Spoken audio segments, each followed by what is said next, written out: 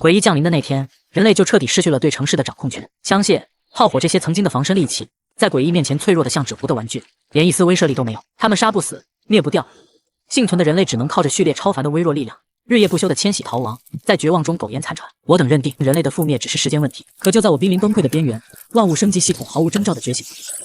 当其他人用脚逃命时，我已经在行走的堡垒里安然无恙。生了锈的自行车经我之手升级成坚不可摧的装甲战车，漏风的破烂帐篷也能进化成恒温隔音、固若金汤的流动避难所。那些诡异再也不能伤我分毫，就连曾经瞧不起我的人也都求我庇护，奉我为救世主。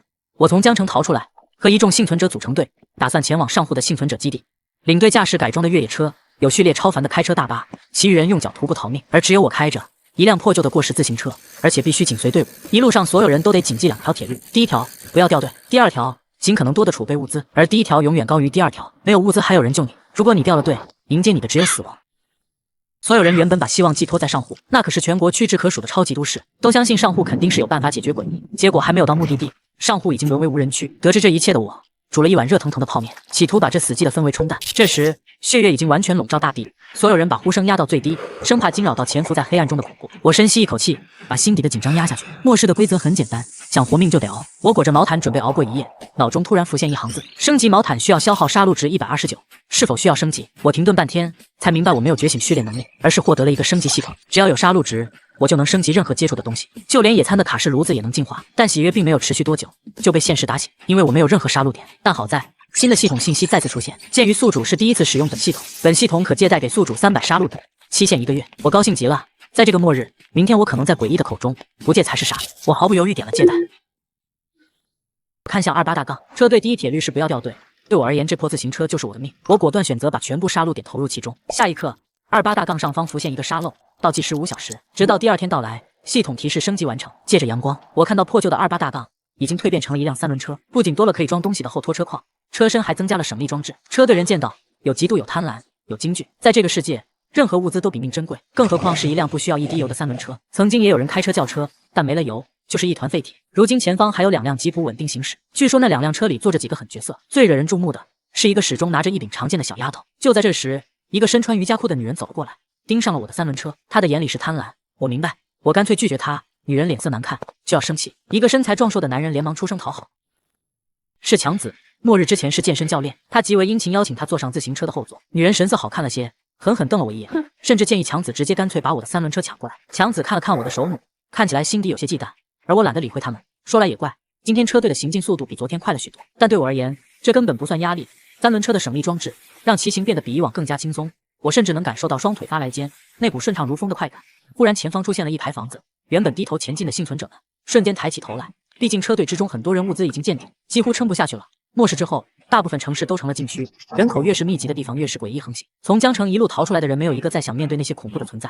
倘若换作夜晚，车队一定会绕开这种地方。可现在是白天，白天意味着这机会只能拼死冲一把，就可以获得新的食物和水源。于是带头的几辆越野车猛地提速直冲小镇，车队仿佛在这一刻被点燃。就连那些已经精疲力竭的徒步幸存者们也都加快了脚步。可越临近小镇，那股压抑的气息就越发明显。明明是大白天，却感觉整个镇子阴森如寒冬的深夜。一辆改装越野车跑得最快，就在即将进入镇子的时候，突然一个急刹车，轮胎在地面上留下2道深深的黑色印记，同时发出刺耳的刹车声。就在大家都踌躇不前的时候，一个粗狂的声音响起：婆婆妈妈的，老子先去了。所有人顺着声音看去，只见一个身高2米、体重超过300斤的壮汉从一辆改装越野车上挤下来。当他的脚踩到地上的那一刻，整个地面都在跟着震动。我愣了一下才反应过来，这会有多离谱。他根本不在乎别人怎么想的，而是像头巨兽一样径直朝远处的商超狂奔。紧接着后面的越野车也跟了上去。更离谱是，一个老头子也发动自己的老头乐就跟了上去，还嚣张喊着：你们这群年轻人都不行，等老头子我出来的时候，你们就看着老头子我吃香的喝辣的吧。现场其他人面色涨红，一时间咒骂不绝，被这句话刺激的跟上去的不少。可我没有跟着，而是盯上了街道2边的商铺。商铺里的物资可能比不上商超丰富，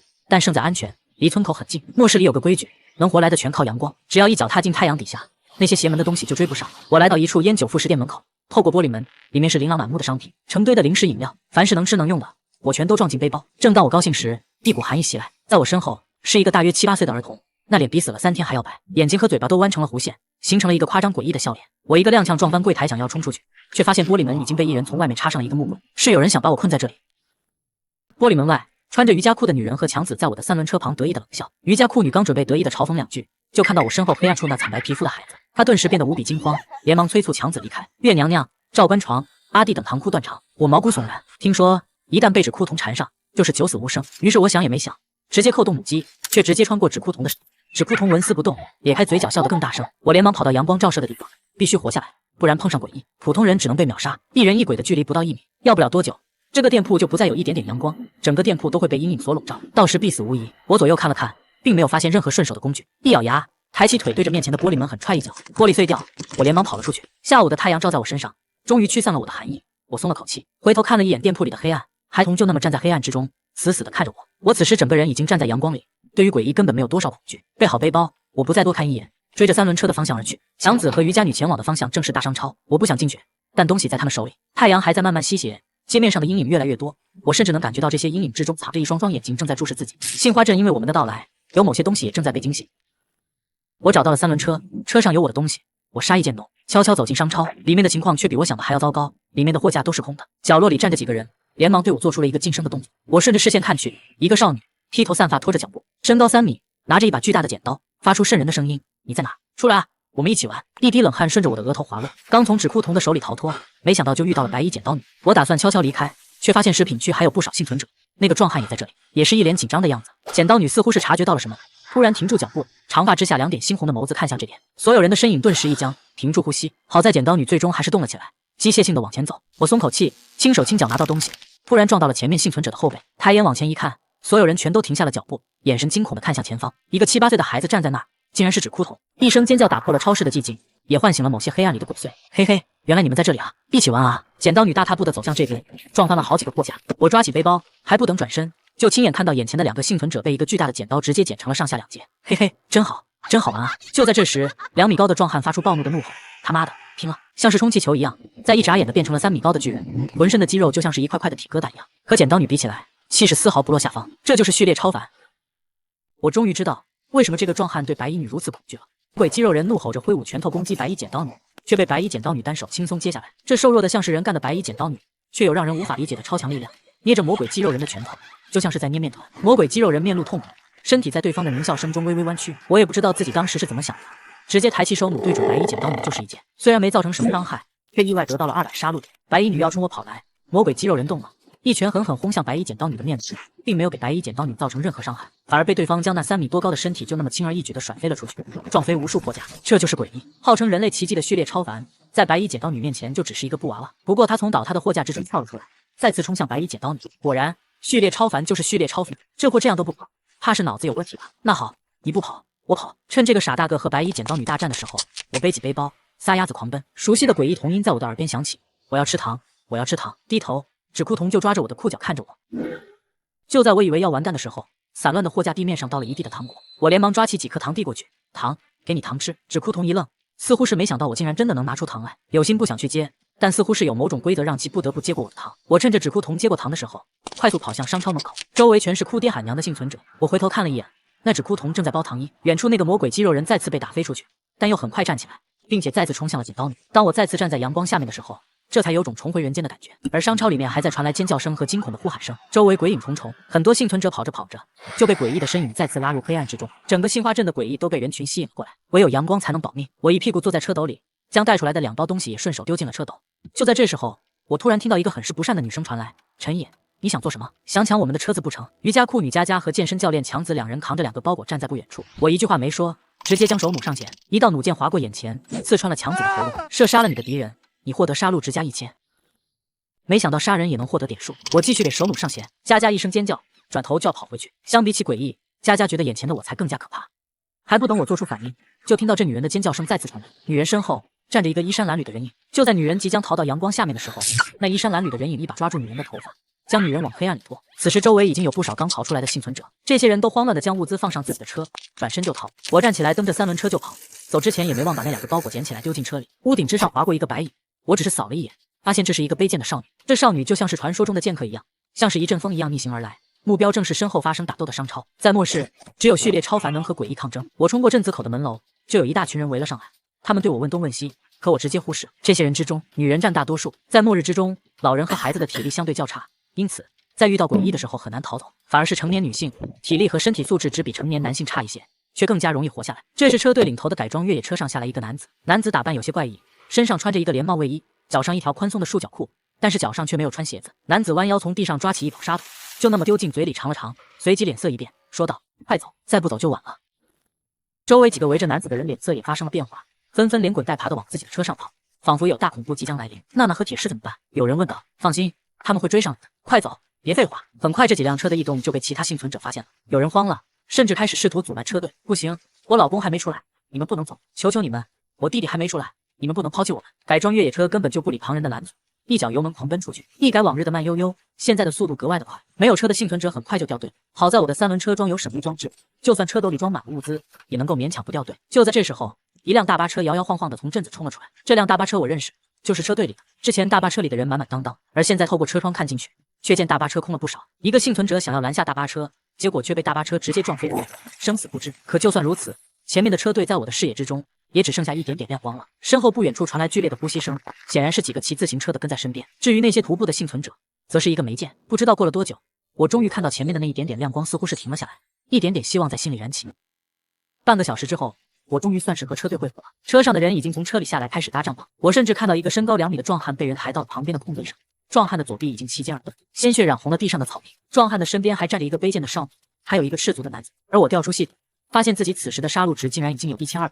我问系统是否可以自己设计升级方案，没想到系统很快就得到了确定的答复。在我的眼前很快就出现了一个3D 的立体效果图，这是系统给的升级方案，需要1200点杀戮值，升级需要15个小时。是否需要升级？自己目前的杀戮值只有1200多一点，15个小时倒是也能接受。刚准备点击确定的时候，眼神扫过不远处的路边，看到一辆废弃的摩托车停在路边，眼神突然一亮。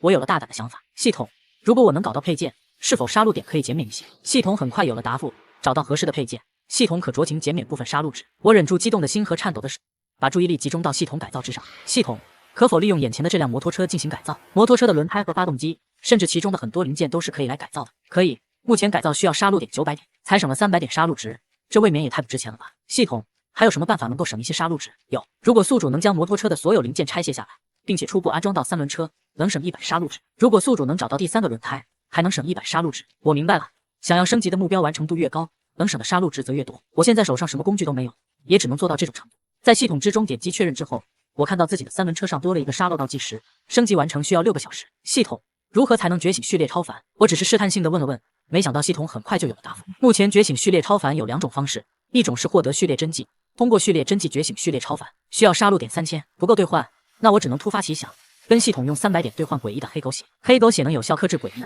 还能用来得到有效物资。第二天，3轮车升级完成，前面是摩托车，后斗装载能力再一次得到加强。不少人的眼神充满嘲讽，以前的自行车多好啊，现在还要搜集汽油。有人疑惑，你们难道就没发现这车就是那3轮自行车改的吗？这人一晚上就把3轮车改成这个样子，这怎么可能？所有人都用忌惮的眼神看向我。就在这时候，一个梳着高高马尾的长腿少女走过来，少女脚上一双靴子，穿着一条热裤，上半身是一件辣妹背心，腰间还挂着一把长剑，把目光落在我的这辆摩托3轮车上。这摩托车是你的，你是不是觉醒序列超凡了？周围的幸存者们更是轰然，我不能说出系统，就只能顺势点头，是机械式序列。女孩说完就带着我前往前面那几辆车的方向。我明白了，估计是这女孩把系统当作是我的序列能力了。我甚至看到一个气质很独特的赤脚青年看着自己，尤其得知我是序列超凡，脸上笑得阳光灿烂。欢迎觉醒序列超凡，这将是一个全新的世界。这里有3个序列超凡，队长就是赤足青年楚彻，领路人序列，美女叫娜娜，剑仙序列，大块头铁狮，泰坦序列。光是序列就有上百种，每个都有自己独特的能力，比如战斗序列、辅助序列、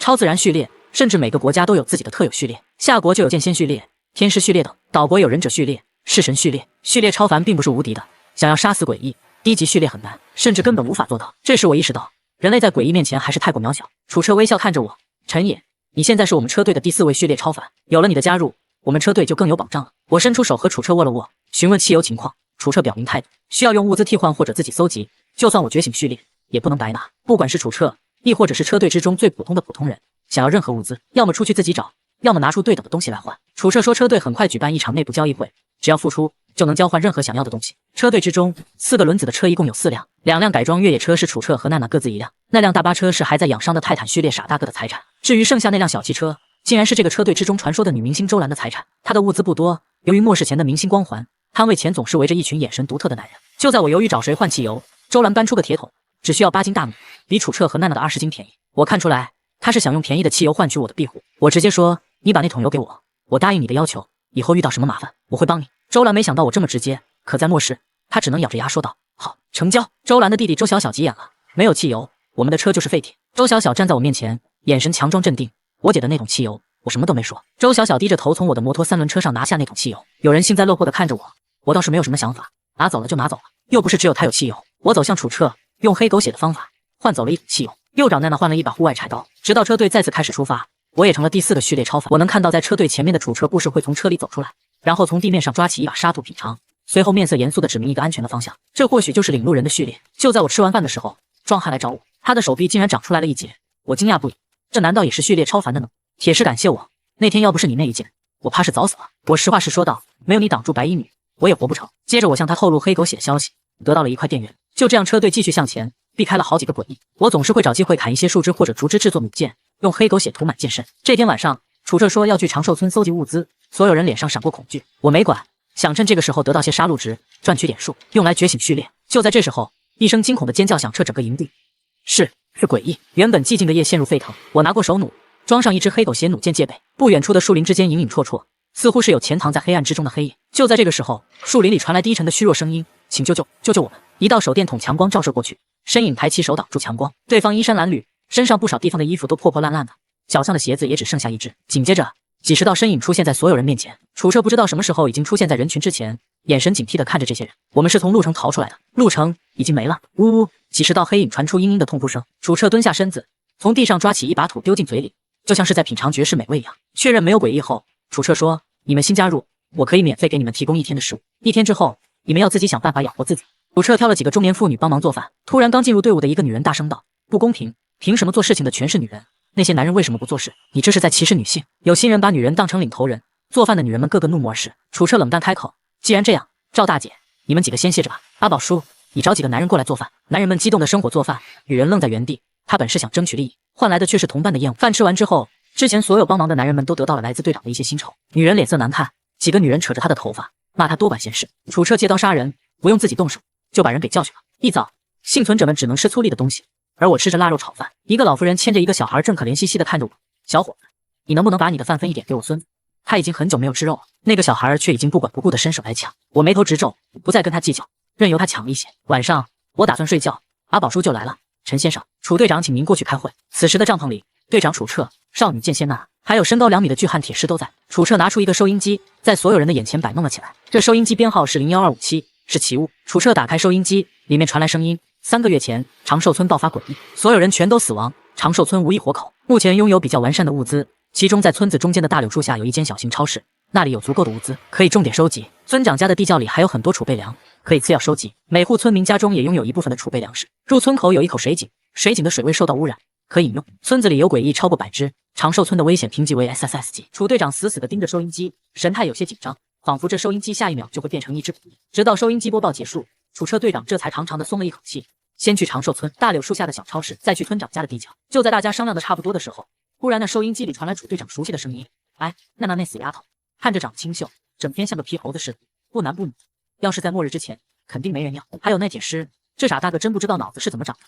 都听说泰坦序列的代价是降智，但能笨到这种地步也是奇葩。那个新加入进来的家伙，性格暴躁，还有点阴沉，真不知道他脑子里整天都在想什么。这家伙末日之前肯定不是个好人，我还亲眼看到他打老人和小孩。我的老天爷，我的车队里都是什么奇葩？还有那女明星周兰，以前电视上看挺好看的，现实生活中也就一般般。我这一刻终于明白了，为什么楚队长把收音机拿出来的时候，脸上的表情那么紧张。这偷听收音机不单单是会偷听目标收集信息，甚至还会偷听持有者的话语。真不知道楚队长什么时候说的这些话，结果就被偷听收音机偷听到了。楚队长嘴角抽搐，刚想要解释什么，就已经看到暴躁的少女剑仙开始抽出长剑。为了早些赶到长寿村，因此今天的速度稍稍快了一些。在车队的最后面，则是一些什么交通工具都没有的徒步幸存者。我总觉得有一双怨毒的眼睛在看着自己，可每当自己回头看去的时候，却什么都没发现。就在这时候，突然听到队伍之中传来大声的惊呼声：“村子，前面有村子！”看着这个村子，我只觉得心底一阵阵发寒，仿佛阳光根本就照射不到长寿村。这里比杏花镇还要恐怖危险极了。楚队长戴着墨镜，手里拿着个喇叭，大声说道：“现在的时间是早上11点，下午4点之前必须得从长寿村出来。过10步后，长寿村村中间有一棵无比高大的柳树，这棵柳树很大，甚至是大的有些不正常。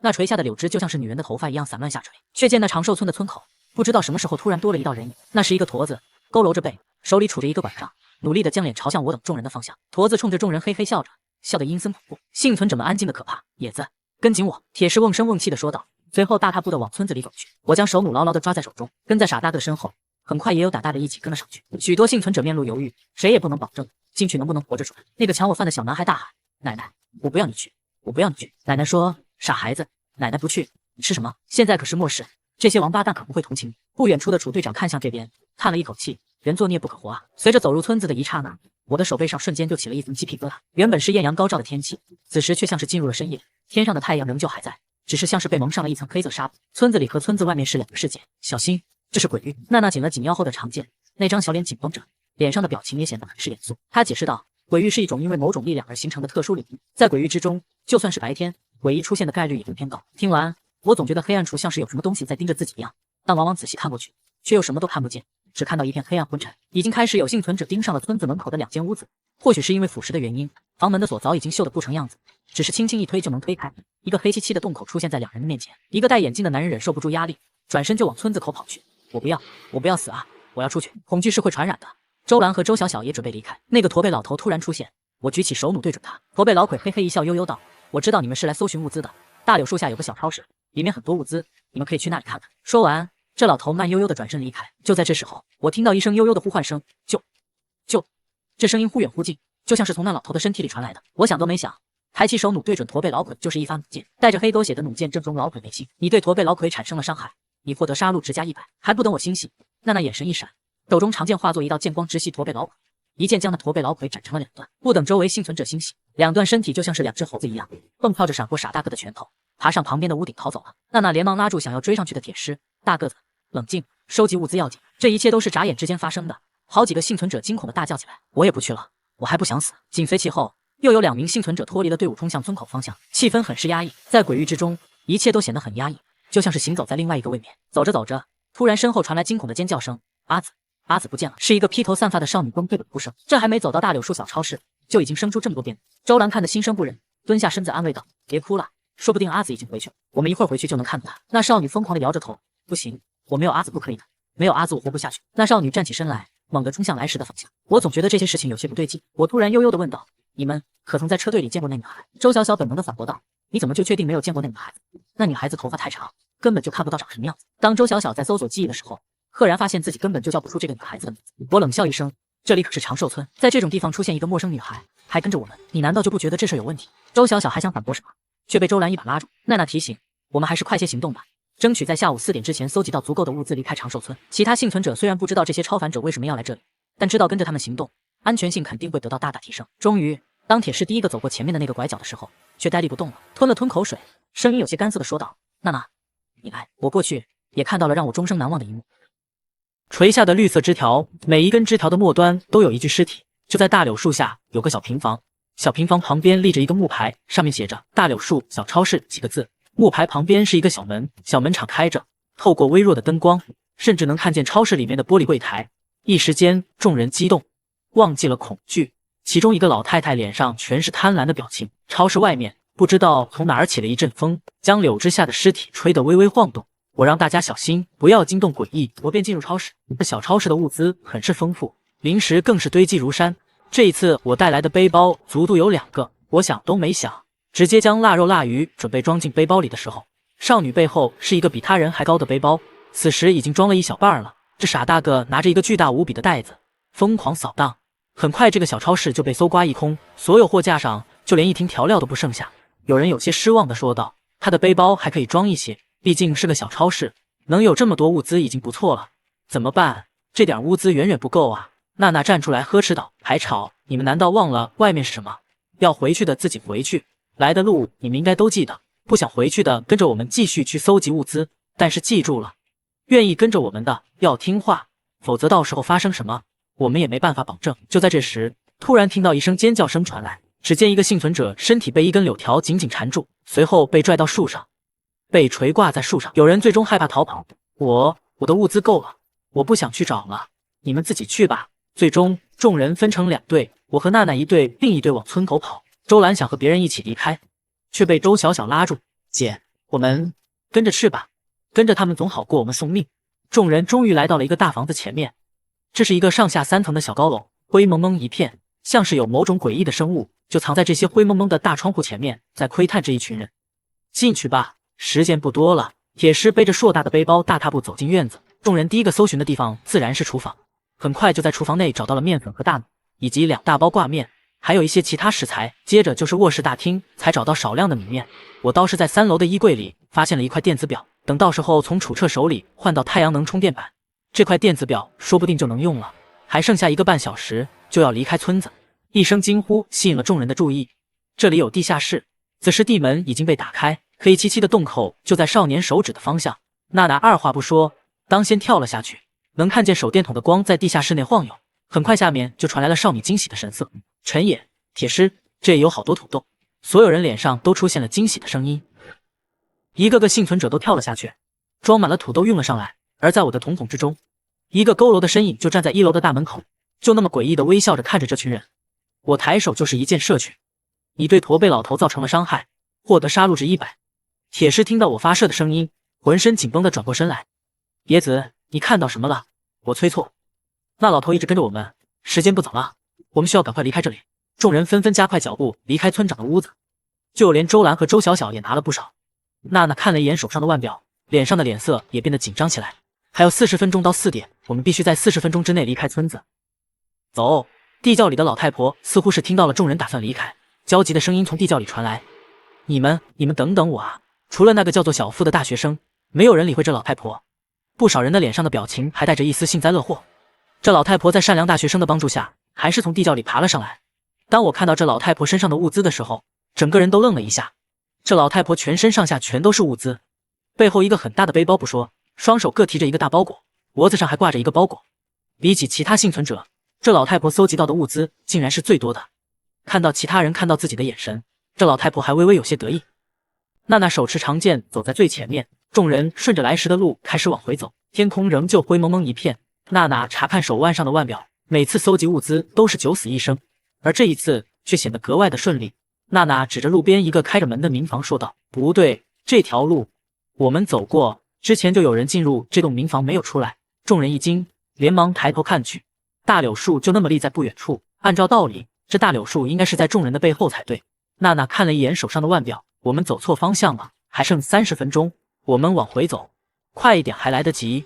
众人恐惧地看了一眼大柳树，转身向村口的方向快步离开。结果这长寿村就像是个巨大的迷宫，无论怎么走都会走回诡异的柳树这里。娜娜着急，距离汇合时间只剩下20分钟了，所有人都把希望寄托在我们序列超凡身上，于是只能反方向逃跑。但又回到了柳树这里，这幸存者就把责任怪到我的身上。你们这些序列超凡不是很厉害吗？为什么还不能带我们出去？你们这些废物，快点带我出去，我还不想死！双眼赤红的幸存者一步步走向我，一步步走向我。铁石条粗大的大腿狠狠踹向发了疯的幸存者。娜娜冷脸质问：你到底是谁？为什么挡住我们的去路？驼背身影嘿嘿一笑：嘿嘿，你们从我家偷了那么多物资，还问我是谁？你是村长？告诉我，我们如何出去？嘿嘿，你们出不去就留下来陪我吧。嘿嘿，装神弄鬼。娜娜长剑出鞘，嘴里念念有词，左手在长剑上一抚，剑身出现烈焰红光，剑光劈去，老魁上半身的衣物化作片片碎片纷飞。老头没事，但他的背上是一个披散着头发的女性人头。仔细看去，这女人头竟然是之前跟随着众人一起进入长寿村的幸存者之一，现在变成驼背老魁的一部分。我只觉得一股凉气直往头顶上冲，直接抬起手弩，对准那驼背老魁背后的女人头就是一剑。驼背老魁根本就不理会这一剑，翻身跑进旁边的民房。娜娜用长剑割破手指，一滴殷红鲜血出现在指尖，但很快被长剑吞噬。长剑就像是活物一样，发出阵阵剑鸣，闪烁着金色的光，嘴里念念有词。随着每句话的念出，我发现那长剑显然越来越是锋锐，一道剑气脱剑而出，剑气纯白之中带着一丝血气，最后大喊破！娜娜双手持剑，对准驼背老魁逃进去的民房狠狠一斩，把房子劈成了2半。我震惊不已，这就是序列超凡。现场的幸存者们瞠目结舌。我发现驼背老头根本没在，而且大柳树上竟然多出了熟悉的身影。这些尸体是车队里的人，都没能逃出长寿村。幸存者们又惊又恐，生怕下一个是自己。他妈的，装神弄鬼！看我去把他砸烂！铁狮大腿急速长大，将身上的牛仔长裤撑成了短裤，脚上的一双靴子成了拖鞋，身上的 T 恤变成了紧身衣。原本2米的夸张体型变得更加夸张。既然大柳树不让自己等人离开，那就只能毁了这大柳树。可柳树上的尸体都在抖动，并且数百上具尸体同时睁开了眼睛。这些尸体被柳枝操控着，纷纷落地，对我们发起进攻。铁狮挥拳迎击，硕大的拳头轰在一具尸体身上，却架不住数量多。铁狮渐渐招架不住，一具尸体已经扑上铁狮的后背，张开嘴就准备咬向铁狮的后脖颈。我拿出一支浸泡过黑狗血的弩箭，插入尸体的背部，一阵白烟升起，尸体痛苦地从铁狮的背部离开。你对尸魁产生了伤害，你获得杀戮点加100。原来他们叫尸魁。他手指拂过剑神，嘴里念念有词，黄光淬刃，照彻幽冥，开！一剑把尸魁斩成2半。饶是如此，化作2段的尸魁仍旧挣扎地爬向我。我只想骂人，没想到尸魁也这么难以对付。此时，不少幸存者已经被尸硬生生拖走，但装满了物资的老太婆竟然还没有死。旁边一个幸存者不注意，被老太婆推了一把，当了替死鬼。周围不少幸存者都看到了，对老太婆更是厌恶和愤恨。周兰和周小小姐妹俩此时也是狼狈无比。姐妹俩之前还打算靠着铁狮和娜娜2人的庇护活下来，可惜铁狮此时已经冲向大柳树，距离姐妹俩有几十米距离。至于娜娜，更不可能保护姐妹俩，一边要掩护铁狮，一边又要保护我这个队里的辅助序列，根本没有精力照顾姐妹俩。一头尸魁带着柳枝从天而降，直冲周兰而来。周兰此时顾不得那么多，顺手将背上的背包狠狠砸向尸魁，这才让周兰躲过一劫。但很快就又有更多尸魁冲了上来。周小小看到我射出的弩箭定在一头尸魁上，尸魁很快就冒起白烟退避。周小小一咬牙，且我们去陈野那里，我就不信他会见死不救。他们似乎把我当成了救世主，而老太太已经躲在我身后，不仅让我庇护，还想把我当替死鬼。我没管，只是绕开去射击其他尸魁，任由大批冲上来的尸魁把老太太拖走。我心里并没有生出一点点愧疚，不然死的就是我。陈野，就救我姐！我连忙转身看去，却见姐姐周兰被一具尸体扑倒。周小小顾不了那么多，提起手里的棍子跑过去帮忙，打开了尸魁。但其他尸魁一拥而上，围住了姐妹俩。那一双双浑浊的眼睛就那么看着姐妹俩，其中很多人的面容还很是熟悉，有些是车队里的人，裂开的大嘴，腐烂的身体。周兰咬着牙对妹妹嘱咐道：“妹妹，一会儿你先跑，只要跑到陈野身边，他就算是不想救你也会安全许多。”周小小狠狠咬牙：“你在说什么废话？我就算是死，也不会去求陈野的。”一个准备逃走的男性幸存者被一头尸魁扑上后，便被狠狠拖走。陈野！周小小不甘心的呐喊出声。我此时的状况也不是很好，母弦都要拉断了，只能祈求娜娜和铁狮2人动作快一些。尸魁们也是一阵乱摇乱晃，所有幸存者纷纷转头看去。那堪比巨山的大柳树之下，3米高的铁狮浑身肌肉暴紧，那硕大的拳头如工程锤一般轰向大柳树的树干，木屑横飞间，大柳树留下紫色的荧光之夜。娜娜更是举着手中长剑，原本不过1米多的剑刃，此时却暴涨到10几米长。长剑劈下，一条恐怖的剑痕出现在大柳树身上，更多紫色的荧光之液喷涌而出，诡异莫名的哭泣尖叫声从地底传来，整个村子都发生了剧烈地震。尸魁们仿佛也陷入了某种惶恐，僵在原地，像是有什么大恐怖即将到来。跑啊！我一声大喝，周围的幸存者被这声怒喝惊醒，纷纷背着背包转身疯狂逃向村口。我此时也顾不得许多，能清晰感觉到，因为大柳树受伤，村子里的某种禁忌正在苏醒。可我的怒喝并没有惊醒发了狂的铁狮，3米多高的肌肉狂魔仍旧双眼赤红，一双铁拳像是铁锤一样连续不断的狠狠砸在大柳树树干之上。救还是不救？这是个瞬间浮现在我脑海的问题。如果是周兰或者周小小，我绝对不会救，但眼前这2位可是序列超凡，他们活着对我后续的生存有极大的价值。仅仅0.01秒，我就做出了决定，手中手弩对准傻大个的胳膊就是一剑。狂怒之中的铁狮感受到背后的攻击，动作猛地一滞，随即大踏步的追着我就来了。娜娜见状，心里微微一松，双腿发力，轻轻巧巧的跳上铁狮的肩头。而此时，整个长寿村仿佛从沉睡之中彻底苏醒。从村子中间开始，无数的柳枝疯狂涌向发足狂奔的幸存者们。一名逃得慢了些的幸存者被柳枝死死抓住脚踝，瞬间拖进旁边的黑暗之中，只发出一声短促的惨叫便没了动静。我也被几根粗壮的柳枝挡住去路，抬手就是一剑，黑狗血浸泡过后的弩箭精准刺穿柳枝，柳枝瞬间抽搐着缩了回去。可还没等我松口气，突然感觉到脚踝一紧，整个人被一股巨大的力量倒吊了起来。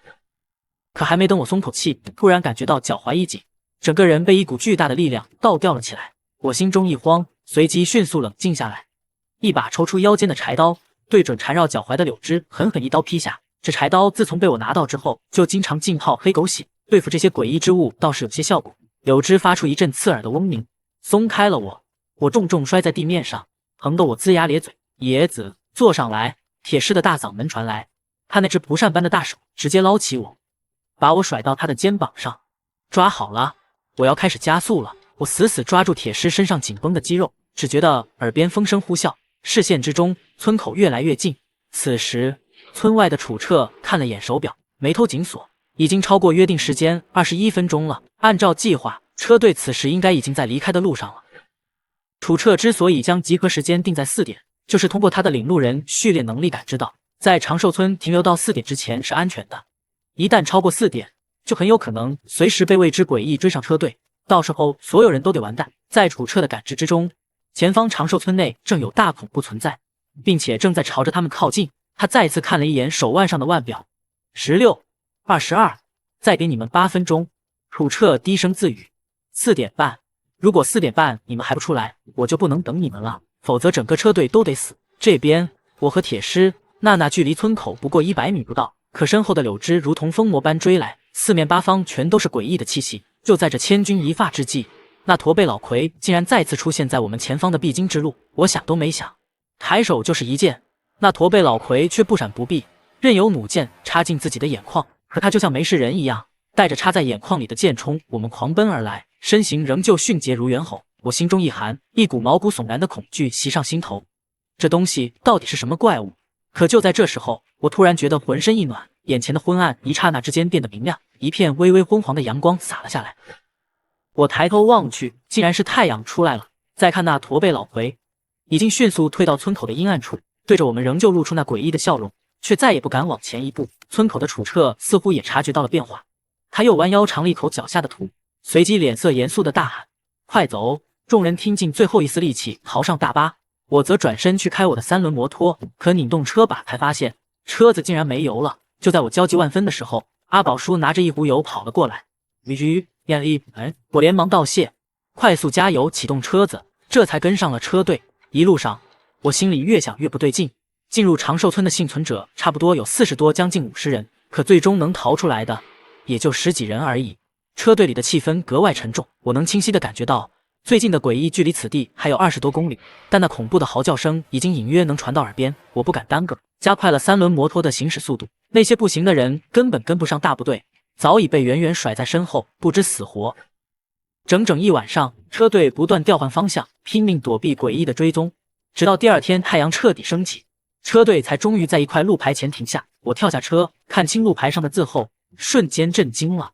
我竟然到了兖州，眼前是一片茫茫沙漠。明明现在是冬季，这里却异常炎热，如同盛夏。可我根本没时间理会这种异常。从进入长寿村开始，我的体力和精神就被消耗殆尽。我从背包里拿出一片面包塞进嘴里，灌下几口矿泉水，勉强恢复了一些力气，随即打开了系统面板。一看之下，我顿时惊喜不已。这次长寿村之行竟然积攒了7000杀戮点，我毫不犹豫地选择兑换序列真迹。下一秒，一个玻璃针筒出现在我的手里，针筒之中流淌着蓝色的药剂，看起来神秘又美妙。我走到稍远一些的地方，避开其他人的视线，抬起手臂，一针将药剂全部扎了进去。没有想象之中的剧烈疼痛，反而有种暖洋洋的舒服感，身体里的疲惫感也在快速消退，力量渐渐恢复。可半个小时过去了，我却迟迟没有感觉到觉醒序列的迹象。我忍不住在心里询问系统：系统，为什么我没有任何察觉？正在觉醒中，请宿主耐心等待。系统的提示音准时响起，我也没有其他办法，只能在一旁找了个阴凉处坐下等待。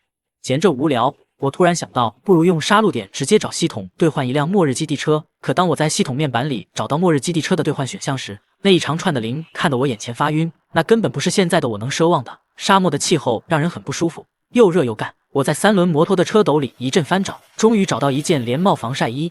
至于裤子，我只找到一条大裤衩，还有不少之前那个穿瑜伽裤女人的衣物。看着这些女士衣物，我眼前微微一亮，何不用这些衣服给我的车子做个遮阳帘？我立刻打开系统，心中默念想法。下一秒，一个很漂亮的黑色遮阳棚的虚拟影像出现在我眼前。这个遮阳棚能将整个摩托3轮车包裹住，甚至还兼具防雨功能。我当即选择确认兑换，只见车斗里的衣物瞬间少了一大半。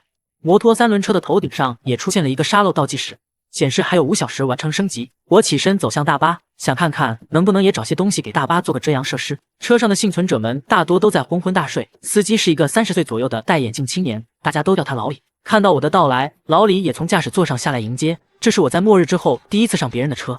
走进大巴内部，我发现车厢经过改造，在车子的最后面有一张硕大的床，几乎占据了整个车厢的下半部分。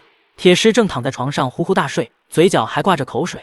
泰坦序列的战斗力虽然强，但每次变身巨人战斗都会消耗巨大的能量，因此战斗之后都会陷入深度睡眠来恢复体力。我在车厢中部寻了一个阴凉的座位躺下，目光落在车顶棚的倒计时上，1分1秒的数着，等着楚队长苏醒，到时候就该分配从长寿村带出来的物资了。就在这时候，我眼角的余光瞥见远处的公路尽头，慢悠悠的驶来一辆老头乐。等车子靠近一些，我才看清驾驶座上的竟然是那老张头。那么多人都死在了长寿村，这老张头竟然还活着，真是命大。更离谱的是，这老头的物资似乎还挺丰富。他停下车后，直接从老头乐里拿出好几个太阳能充电板，在沙滩上铺开了好大一片。还没等我从老张头的离谱操作中回过神来，公路尽头竟然又出现了2道身影，这让我再次投过去目光。那是2个骑着自行车的男人，只是他们此时的状态显然极差，自行车的速度慢得像蜗牛，2个人看起来就像是从地狱之中爬出来一样，狼狈无比。其中一人我认识，正是之前在长寿村发现村长地窖的那个眼镜大学生小付。另一人我不认识，但看得出来也是从长寿村逃出来的幸存者。他们的自行车后座上都绑着2个大大的包裹，里面应该都是从长寿村里搜集的物资。就在这时，阿宝叔从大巴上下来，朝着我喊道：“陈野，处队长醒了，喊你过去。”我心里清楚，这时候叫我过去，应该是要分配物资了。按照之前进入长寿村之前约定的，楚彻和娜娜占3成，我和铁狮占2成，剩下的5成再分给其他幸存者。我走到楚彻身边，看到他正赤脚蹲在地上，抓起一把沙子塞进嘴里咀嚼。这就是领路人序列的能力，通过和大地产生联系，感应诡异的存在。我心里忍不住好奇，沙子到底是什么味道？看楚彻吃沙子的时候，竟然没有一点痛苦的表情，反而像是在享受什么美味。似乎察觉到了我的目光，楚彻咽下嘴里的沙子，抬头看了我一眼。沙子还能是什么味道？就是沙子的味道。我就算是领路人序列，也还是人，和你们没有任何区别。我连忙问道：“那你感应到了什么？我们在这里安全吗？”我虽然不明白领路人序列到底是如何做出这些判断的，但对楚彻的能力充满了惊奇。如果不是楚彻，我们恐怕根本活不到现在。想到这里，我更加期待自己的序列能力了。接下来，幸存者们开始整理物资，互相帮忙搬运。那些新逃出来的幸存者也慢慢和车队里的人熟悉起来。那个之前被打的女人徐娇娇，不知什么时候又开始在女人堆里传递女人为主的想法。只是经历了长寿村的生死考验后，再也没人愿意听她的了。楚彻则拿着他那个能偷听心声的收音机，在人群外围走动，时不时停下来听听。没过多久，他便召集所有人到大巴外面集合。娜娜拖着一个巨大的包裹走了过来，所有人的眼神都充满了期待。那里面装的都是从长寿村搜集到的核心物资。楚彻看向阿宝叔，问道：“阿宝叔，这次我们有多少人没回来？”阿宝叔脸上的笑容瞬间消失，沉声道：“之前我们车队里一共有124人，现在只剩下44人。长寿村一行再加上昨天晚上赶路时的损失，一共少了80人。这种死亡率放在末日之前，绝对是震惊全国甚至全球的大新闻。但在现在这个世道，除了车队里的这些人，没有人会知道，甚至连车队里的幸存者们脸上也只是闪过一丝黯然，随即就恢复了平静。在末日里，死亡早已是常态。长寿村里到底发生了什么？怎么会损失这么多人？楚彻终于有时间问出了这个问题。娜娜站出来，把从进入长寿村开始发生的所有事情详细说了一遍。期间我也补充了一些她没注意到的细节，比如那个突然出现又消失的陌生少女，还有驼背老魁的诡异举动。楚彻、阿宝叔和老李都听得很认真。当听到长寿村中心有一棵吊满尸魁的大柳树时，阿宝叔和老李的脸色都有些发白。身为普通人，仅仅是想象那个画面，就觉得浑身发寒。尤其是听到那驼背老魁背上还长着一个女性人头时，两人更是忍不住打了个寒战。你们说，那驼背老魁并没有主动对你们做出攻击行为？楚彻突然抛出了这个关键问题。我点了点头。是的，他全程更像是在围观我们的行为，而且能说话，有思维，显然拥有一定的智商。我顿了顿，心中思索了一下，才沉重地说道：“我有一种猜测，诡异似乎是在慢慢变强，甚至可能正在产生智慧。”这句话一出，现场所有人都瞬间僵住，浑身冰凉一片。诡异已经这么难以对付了，如果再产生智慧，懂得布局和算计，那人类在这个末日里恐怕就更难生存了。阿宝叔率先打破了这份沉寂：“算了，不想了。反正世界都已经这样了，还能坏成什么样？他岔开话题，从长寿村搜集回来的物资，我们赶紧分了吧。铁狮还没醒，就由老李代替他来领。按照之前的约定，我分到了2成物资，堆在我的3轮摩托旁边，像一座小山一样。我花了好一会儿功夫，才把所有物资都小心翼翼地装进车斗里，满满当当的，心里也多了几分安全感。时间一点点流逝，很快雪月再次升起。我抬头看向我的3轮摩托，发现车顶的沙漏倒计时刚好结束，车子的升级完成了。此时我眼前的是一辆完全不同的摩托3轮车，车斗的上面加了一个充满补丁的棚子，这棚子很有特点，是用一条条牛仔裤、一件件 T 恤拼接而成的，虽然看起来有些简陋，却异常结实。哇，陈野，这是你的新车？就在这时候，娜娜夸张的赞叹声从我的身后传来，她一手提着一罐啤酒，一边走过来，围着我的3轮摩托上下打量，嘴里啧啧有声。以前还是一辆破旧的自行车，这才过了多久，没想到就能变成这样子。看来机械师序列比我想象的要厉害得多。如果末日里能活下来还能逆袭的，陈野，你算一个。少女说这句话的时候，声音显得有些低沉，眼神里带着一丝不易察觉的羡慕。就在她说话的瞬间，我突然感觉自己的眼睛发生了变化，原本昏暗的夜色在我眼中变得如同白昼一般，能看清很远之外的景象。不远处，一个丰腴少妇跟着一个猥琐老头钻进了那辆老头乐里，同时我的听力也比之前强了许多。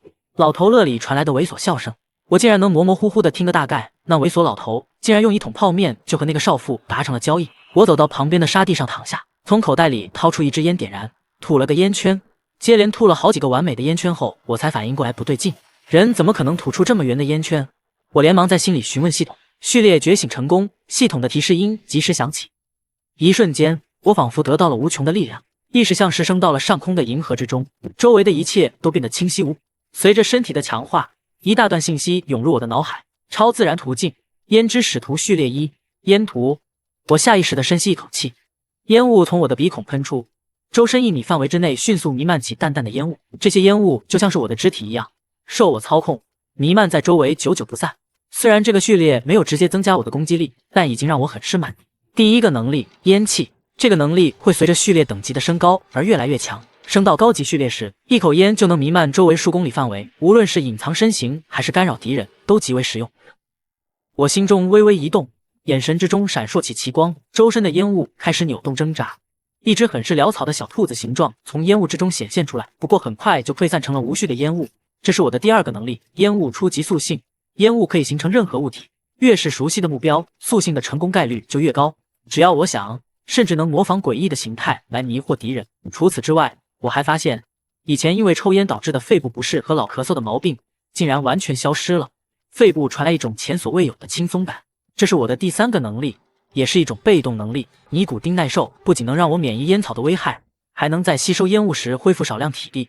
就在我欣喜不已的时候，我突然感觉到左眼一阵恍惚，视力在短时间内急速弱化。我心里咯噔一下，铁狮曾经提过一嘴，每个序列超凡都要付出代价，都有副作用。楚彻总是赤脚行走，泰坦序列的超凡者智商都会受到一定影响。看来这就是我胭脂使徒序列的副作用。我抬手摸了摸左眼，从背包里翻出一面小镜子，果然我的左眼瞳孔已经从黑色变成了白色。但我没时间伤感，末日里能觉醒序列就已经是万幸了。我立刻起身，走到那2个逃出来的大学生丢弃的自行车旁，他们已经坐上了大巴。自行车成了无主之物，我打算将2辆自行车的车轮拆下，利用车架在我的3轮摩托斗上焊接一个结实的车顶横框架。这样一来，车顶还能做一个行李架，车斗内也能空出休息的空间。得益于觉醒序列后身体素质的增强，我拆卸2辆自行车的速度快了不少。只可惜车架是焊接的，我并没有切割自行车车架的工具。我再次打开系统，心中默念：系统，可否将眼前的材料升级成车棚加固配件？是否消耗362杀戮点对眼前材料进行升级加工？我只是犹豫了一下，就选择了确定。300多杀戮点换一个结实的车顶框架，很划算。只见那一堆自行车的配件上，立刻出现了一个杀戮倒计时。末日迁徙，沙尘暴中的抉择。我靠坐在车子旁边，利用新得到的能力，一会儿将周围的烟气变成老虎，一会儿变成一条巨蟒。烟气拟态应该是自己目前最强的攻击手段，日后遇敌可以先用烟气遮掩身形，再用拟态发动攻击。1个小时的时间很快就一晃而过。你的配件升级完成。2，我看到之前摆放自行车配件的位置，已经多了许多钢管和各种卡扣，这些配件就像是专门用来制作车棚的配件一样。我欣喜地捡起这些配件查看，和我的那辆3轮车简直就是绝配。不一会，这辆车棚就组装完毕。我正准备睡觉，却见一只柳枝，这是长寿村大柳树的柳枝。从昨天开始一直到现在，这柳枝竟然鲜活的像是刚从树上砍下来一般，手指头甚至能感觉到脆嫩的柳叶。我从腰间摸出手弩，摩挲着手弩的弓弦。在长寿村的高强度战斗，手弩的弓弦已经磨损严重，预计用不了几次，手弩就会崩断。没了手弩，我的战斗力肯定会大打折扣。不知道这柳枝是否能代替弓弦制造奇物？如果能有一把奇物手弩，我的战斗力肯定会大大提升。柳枝和手弩的融合，是否能融合升级成为奇物？升级手弩需要5000杀戮点，杀戮点不足，请宿主再接再厉。现在也只剩4000出头，根本就不够，我只能放弃。沙漠的夜寒冷超出了我的预估，气温正在以一种夸张的速度飞速下降，血月已经落下，天边跳出炙热的烈阳，金色的阳光将沙漠再次染成金色。有的幸存者灰头土脸的从大巴车里钻出来。加入大巴车有加入的好处，生活有了保障，但物资要交给老李集体分配。且昨天晚上太冷了，自从前些天被其他幸存者看穿了身份，周小小也就没有女扮男装，服装也换成了女装，五官精致，一头齐耳短发显得可爱俏皮有灵动。姐姐，我嘴巴好臭，我要刷牙。周兰怒视妹妹小小，不行，你疯了，现在可是末日，还是在沙漠，水资源有多珍贵，你不是不知道。最终抵不过妹妹的撒娇，姐妹俩还是找了个没人的地方，两人共用半杯水刷了牙。我看着没有出声，水有多珍贵，只有自己知道。喂，爷子，你的眼睛。铁石看到我的时候，第一眼注意到了我的左眼白色瞳孔，一只黑瞳，一只白瞳。我满不在乎地说道：没事儿，昨天晚上觉醒了第2序列。大个子铁石瞠目结舌，你觉醒了第2序列？众人惊讶。娜娜一脸沉重，双序列是不错，但也要付出双倍的代价，你扛得住吗？我点燃一支华子，吐出一口烟气，慢慢说道：管不了那么多啊，以后的事情以后再说。铁石瓮声瓮气地说道：爷子，你的第2序列是什么？我吐出一个烟圈，在众人惊愕的表情中，烟气一阵翻腾，从烟气之中挣脱出一只小狼。小狼围着众人的脚边打转，烟雾小狼活灵活现，现之使徒序列。我没有想要隐瞒的意思，直接把序列名字说了。胭脂使徒，超自然途径的一种。拥有偷听收音机的楚队长见多识广，很快就给出了自己的反馈。超自然途径，我有些迷惑，从我得到的信息之中，并没有超自然途径这个说法。序列超凡、超百种，途径你可以理解为大类。楚队长解释道，比如铁石的泰坦序列，娜娜的剑仙序列都可以分为近战途径。人类秩序已经崩溃，目前也只能这么分了。你能控烟，应该就是超自然途径，也可以叫超能途径啊！死人了！一个女人惊恐地指着面前的一个帐篷。我挑开帐篷的帘子，看到男人的尸体，大致也明白了这个男人的死因。昨天晚上大降温，这男人没有足够的御寒衣物，冻死在沙漠的夜里。进入大巴车虽然看似舒服，但要交出自己的所有物资，交由大巴车统一管理。没有物资，在末日就代表着失去了自由。在末日之下拥有物资，就代表着拥有一切，在某种程度上甚至比末日之前还要自由。如果我没物资，昨晚死的或许是我。给男人埋好尸体后，车队再次出发。在升级了车棚之后，3轮车的重量增加了至少几十斤，再加上车棚带来的风阻，就算我将油门拧到底，仍旧跟不上前面的车队。就连那猥琐老头的老同乐都比我的3轮车要快。而且随着车辆升级改造，底盘大梁的问题也显得越发的严重。就在我计划再次如何搞到摩托车的时候，却见车队的正前方有10几辆车拥堵在沙漠公路上，简直就是一个大型车祸现场。楚队长从地上抓起一把沙子，丢进嘴里咀嚼起来。有鬼！娜娜眼神警惕。楚彻摇摇头，没有鬼，这还不简单。小傅，去看看。铁石瓮声瓮气地说道。前半句是对众人说的，后半句是回头对大巴车里喊的。戴眼镜的大学生从大巴车上下来，骑过一辆摩托车，快速冲向前方。我认识这辆摩托车，正是早上的那辆，只是不知道这辆摩托车怎么就落到了大学生的手里。很快小傅就回来了，脸上带着很奇怪的表情。小傅，前面什么情况？铁石问道。铁哥，队长，娜姐，野哥，前面车里没人。铁石决定只能慢慢前进看看，我却感觉到心里有点小小激动。要是能弄一辆越野车升级改装。不远处还有一辆牧马人，只是已经侧翻，系统监测车辆状况，车况完好度69%，需要彻底维修。目前车辆无法驾驶，完全修复需要7天零12个小时，需要杀戮点13728点。我脑子一疼，只能看向后备箱。我干脆利落暴力拆解，找到2个30升的油桶，我连忙打开这辆车的油箱盖子，从后备箱里找出一根管子，开始搜集，直到第2个30升的油桶装满。我继续挑选合适的车，这是一辆霓虹产的牛头标越野，却需要半天时间修复，没法直接换车。我想着把零件拆下，耳边传来轰隆隆的响声，扭头看去，是铁狮这个傻大个。傻大个变身3尼小巨人，硬生生将一辆黄色校车从沙子里拔了出来。我眼睛一亮，如果自己换铁狮的那辆大巴车也不错。还没等说，不远处的沙子动了动，一只腐烂的沙漠蜥蜴从沙子里抬起头来，仿佛是得到了某些信息。这只腐烂的沙漠蜥蜴转头奔向远方，速度极快。楚队长的脸色十分严肃，脸上还有一丝惊慌。死啦，全都死了，一个都逃不脱。阿宝叔刚刚将1桶汽油装进后备箱，就看到楚彻的脸色不对，就连那台古怪的收音机也发出瘆人的声音。阿宝叔，通知所有人，现在立刻马上走！楚队长大喊。没有时间了，立刻马上走！阿宝叔意识到事情严重，一把钻进车里，所有车队成员，现在立刻马上出发！其他的幸存者见状，脸上纷纷出现惊慌的表情，一个个慌忙跑向自己的交通工具。老李正在冲铁狮招手，示意铁狮快点回车上。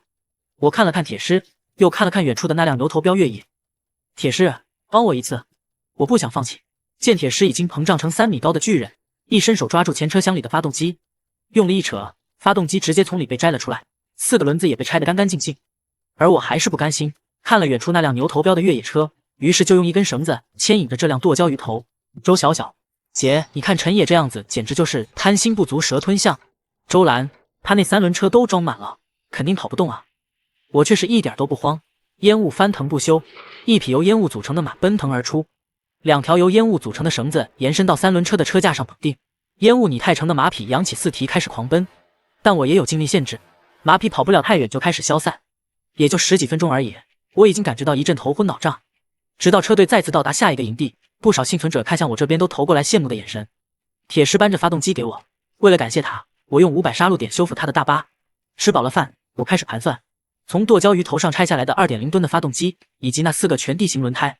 剁椒鱼头是一台电车，再配合这台2.0吨的发动机，那就能够组装成一台油电双混的载具。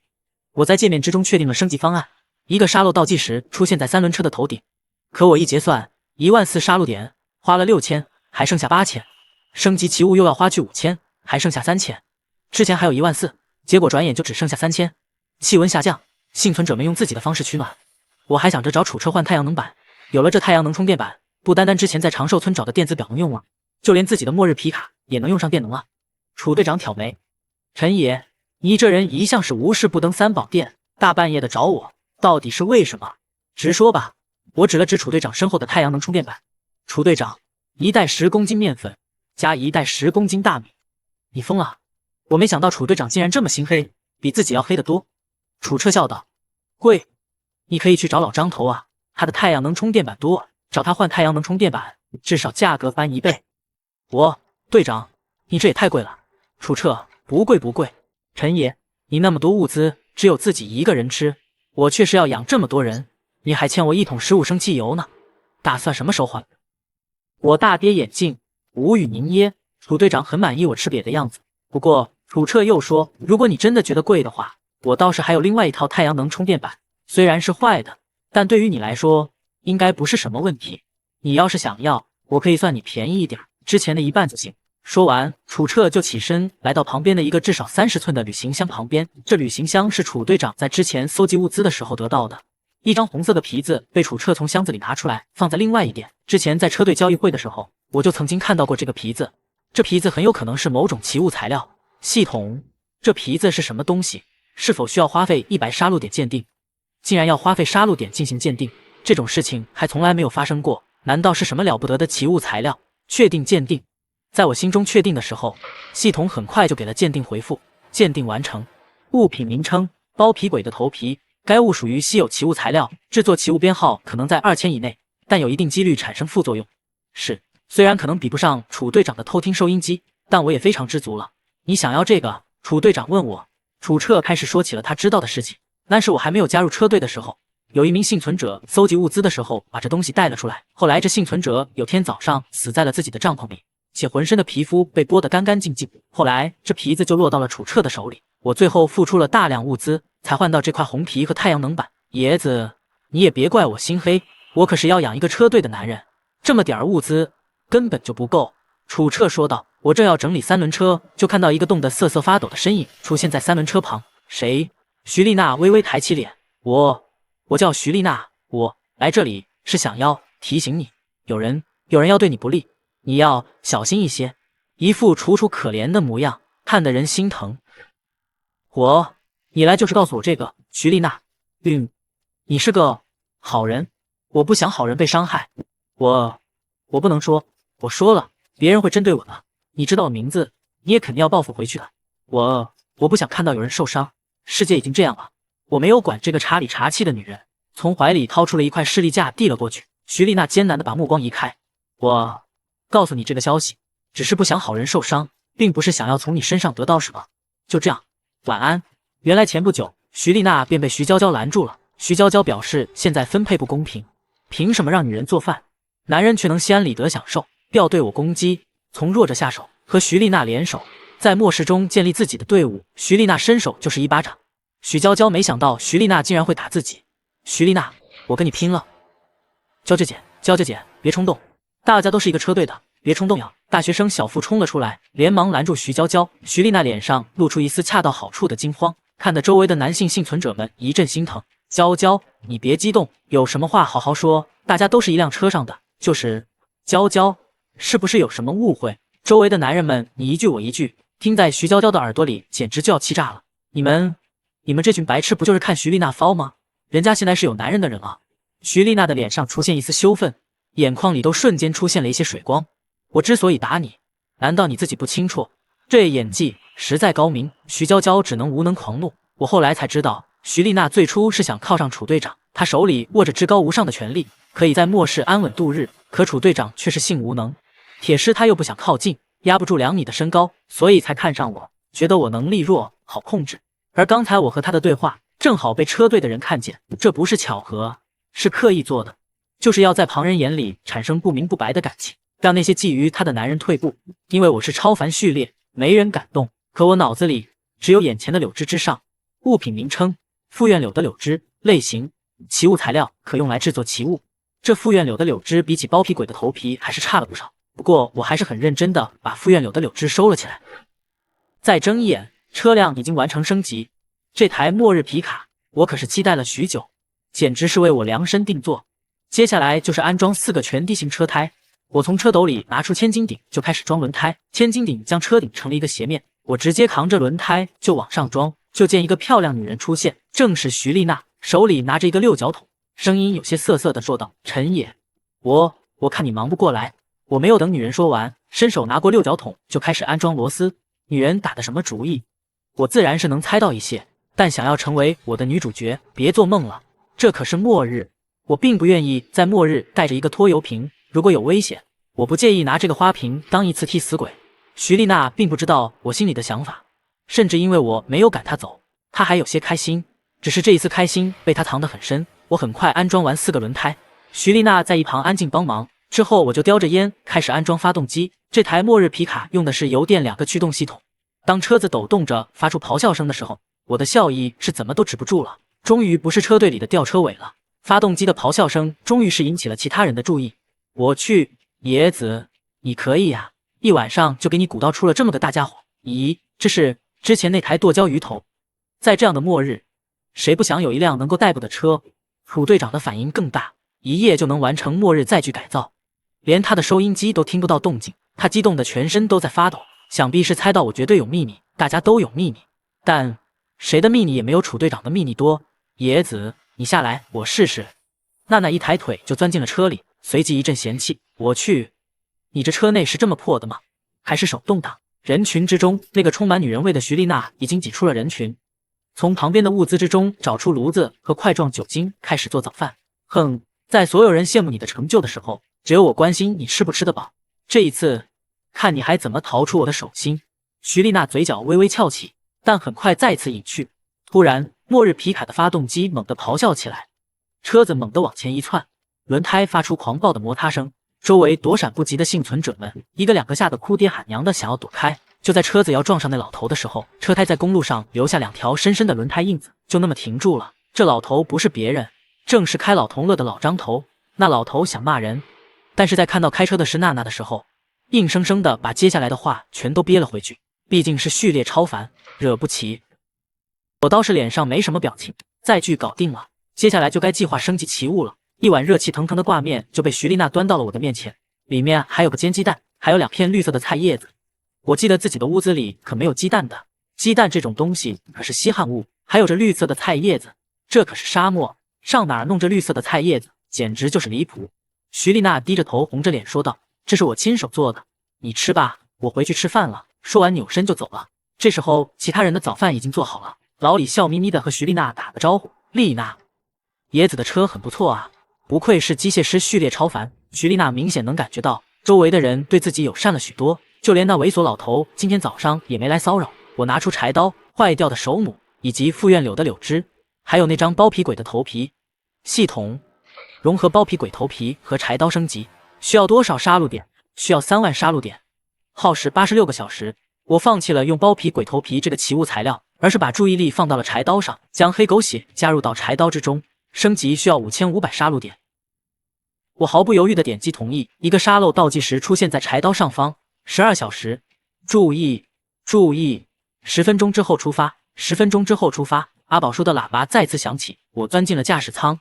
全新末日皮卡的第一次末日迁徙即将开始，车队启动。最先打头的是楚队长的那辆车身用红色油漆写着公平2字的改装越野，随后便是那漆黑的 SUV。察觉到车队正在慢慢减速，我探头一看，却见前面的路边停着2辆车，是2辆已经烧得焦黑的车架子。楚队长的车子已经停了下来，一个年轻人从车子里跑了出来，这人我认识，是楚队长车上的第3人。楚队长的车上一共有3人，阿宝叔平时负责帮楚队长处理车队的杂事，楚队长一般情况不会管车队里的事情。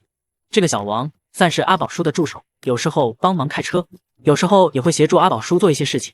我点点头，打量眼前的2个车架子，这2辆车被充分燃烧，车子里什么东西都没有。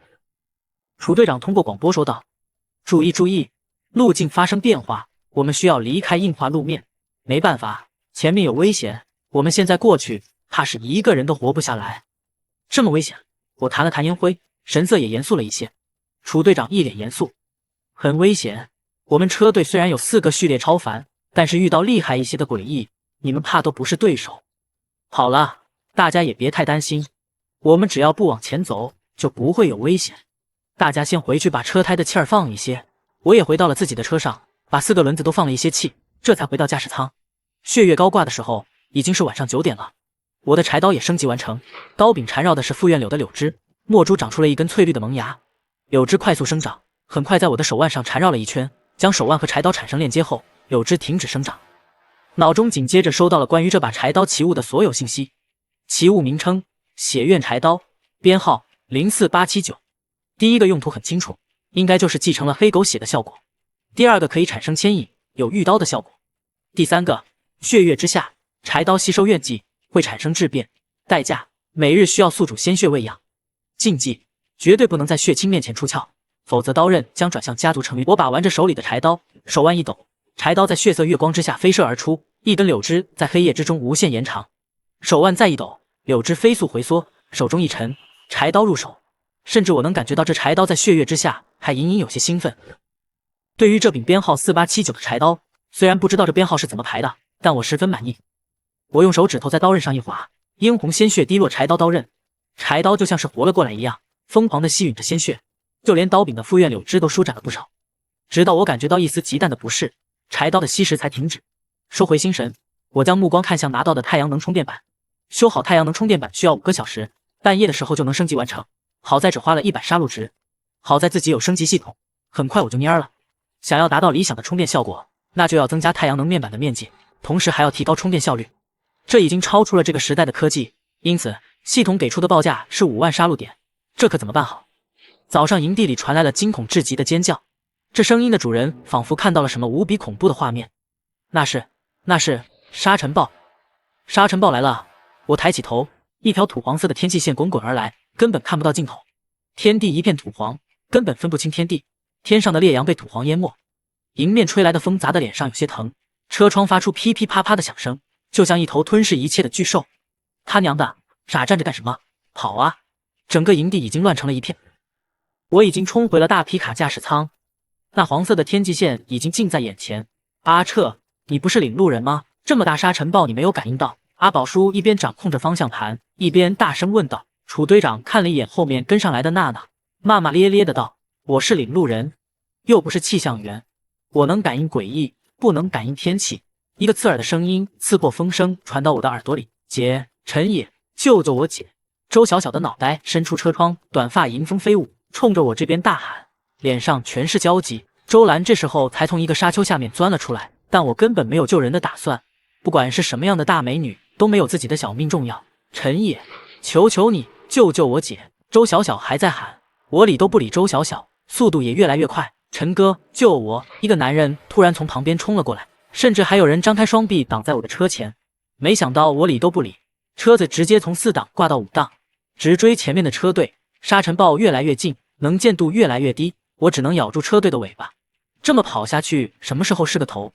盲目驾驶的情况下，万一要是撞到障碍物，或者陷入沙坑，又或者迷失方向和车队走散，再或者燃油消耗殆尽，随便任何一种情况发生，都是必死的死局。我额头冒出层层冷汗，这时候想要和楚彻沟通，但已经来不及了。可就在这时候，我突然看到前面的车急速靠近，楚彻和娜娜的车子已经全都停了下来，就连铁狮的那辆黄色校车也都停在了原地。以铁狮的那台黄色校车为中心，我们的车子全都环绕在周围。却见一个庞大的身躯从校车里钻了出来，是铁狮。这货手里抓着绳子，围绕着周围的车子跑动，竟然是想把车子都用绳子绑在一起。可周围风力实在是太大，就算是3米的肌肉巨人也被吹得跌跌撞撞。野子，帮我！我再怎么不想，也必须得出来了。如果周围的车子都保不住，我的末日皮卡也保不住。我手腕一抖，一根绿色柳枝直奔手臂粗的绳子缠绕，柴刀发出一声嗡鸣，将地面上射出一个深深的孔洞，但瞬间又被沙子掩盖。野子，有你的啊！铁狮喊道。野子，有你的啊！铁狮喊道。楚彻的脸色此时十分难看，车外的沙尘暴烈度超乎了他的想象，这是他第一次遇到这种天灾，开始的慌乱让他做出了错误的决定，好在很快就反应了过来。不过楚队长的脸色仍旧没有半点缓解，从他的感知之中，有一股诡异的气息正在接近，应该是刚才的混乱行为引起了诡异的察觉。不知道过了多久，沙尘暴终于平息，我整个人已经成了一个沙人，靠着柳枝把自己从沙子里拉起来，就连我的那辆皮卡也没讨到好，车棚已经不翼而飞，捆着的物资也没了。徐丽娜过来安抚，陈野，肯野，你没事就好。吓死我了，我不相信眼前这女人只是几面之缘就爱上自己，遇到危险我仍旧会把这女人当挡箭牌，当替死鬼。我没事，你们怎么样了？食物和物资损失大不大？陈野，尖利的充满仇恨的声音传来，一个娇小的身影如同一把利剑一样冲了过来，是周小小。她此时恨不得杀了我，我只是凭借一口烟就制服了少女。你杀了我姐，你杀了我姐！周兰，我皱了皱眉，你疯了不成？你什么时候看到我杀了你姐？周小小，如果不是你，如果你停下来救她，她就不会死，不会死。放屁！我停下来救她，死的就是我。周小小，你是不是傻？我凭什么救你姐？凭什么？周小小被我说的话一愣，眼泪顺着脸颊滴落。我从车子里爬出来，就听见楚彻大喊：“小心，有鬼！”一张恐怖无比的人脸突然从陈野的身旁窜了出来，陈野本能的一伸手抓住周小小的脖子，提着周小小挡在自己身前，眼看周小小要被这张长满牙齿的大嘴咀嚼吞掉，铁狮用拳头砸开人面蝎，将他震退数米。周小姐，快走！小腹拖着浑身瘫软的周小小疯狂往后扯，那是一头张得巨大人脸的庞大蝎子。我一口浓烈的烟气吐出，周身3米范围内形成了一个小小的烟气迷障，将身体隐秘起来。楚彻警告，现在还是白天，这头诡异的力量会受到一定压制，你们最好在血月升空之前解决它，否则我们都要死。娜娜抽出腰间长剑，铁狮的铁拳相互碰了碰，再度冲过去，一拳砸在人面蝎身上，好痛，好痛！可就在这时候，却见人面蝎的那张脸变成了周兰的脸。远处的周小小如遭雷击，嘴里喃喃道：“为什么会是姐姐的脸？陈野，你为什么不救我？你只要停下来救我，我就不用死。陈野，我要你死！”人面蝎最后的一个死字尖利又刺耳，一根蝎尾刺快如闪电刺向我之前站立的地方。烟云被刺穿了一个洞，但里面空无一人。趁这个空档，娜娜再次念叨咒语：赤痕为气，剑破铜身，引无精血，名啸三魂。手中长剑不断的在人面蝎身上留下伤口。渐渐，你看到我是谁？就在长剑即将刺入人面蝎双眼的时候，人面蝎的那张大脸再次扭曲，变成了一张宜嗔宜喜的女人脸。倩，你还记得我吗？我是你最亲爱的姐姐啊，我也好想你，好想你啊！你把我吃了，我不怪你，因为我们终于融为一体。现在的你就是我，我就是你。果然，诡异没有一个好对付的。铁狮也发现情况不对，绕过2个大钳子，硬抗这些尾刺一击，这才冲到人面蝎近前。去你妈的装神弄鬼，去死！老大，你看看我是谁？人面蝎的脸再次扭曲，这一次是一张头发花白的老头子。傻大个儿，别看他！我喊出这句话的时候，已经来不及了。铁狮小巨人一样的身躯急剧颤抖，眼眶泛红，这种表情我从来没有在铁狮身上见过。如果我们3人战败，今天整个车队都会陪葬。我操控柴刀带着柳枝直刺向那张巨大的人脸，不管变成谁，就算是亲人我也照杀。周身烟气沸腾，数条大狗冲出烟气直冲向人面蝎。楚队长扔给我一瓶黑狗血，我看准时机把狗血泼向人面蝎，让他暂时无法攻击。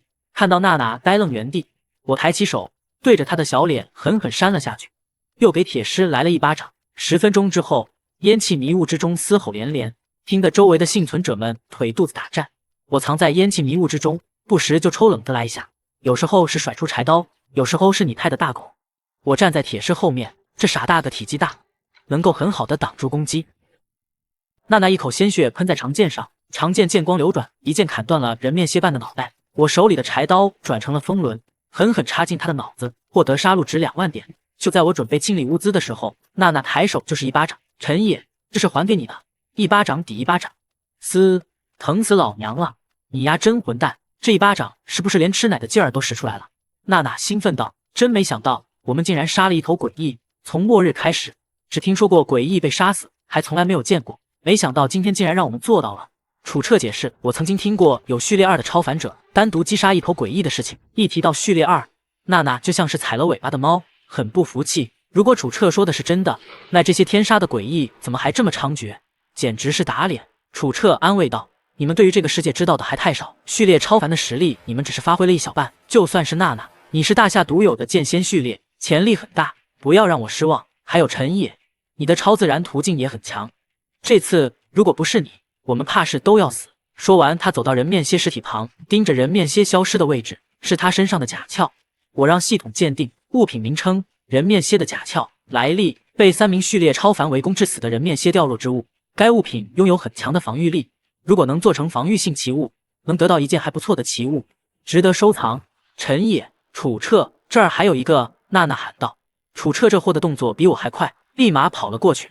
我凑过去一看，系统提示浮现：物品名称：人面蝎的脸皮，具有强大的变换能力以及修复能力。楚彻双眼发光，伸手抚摸着手里的皮子，嘴里喃喃道：发了，发了。他看到我灼灼的目光，脸上露出不怀好意的奸诈笑容。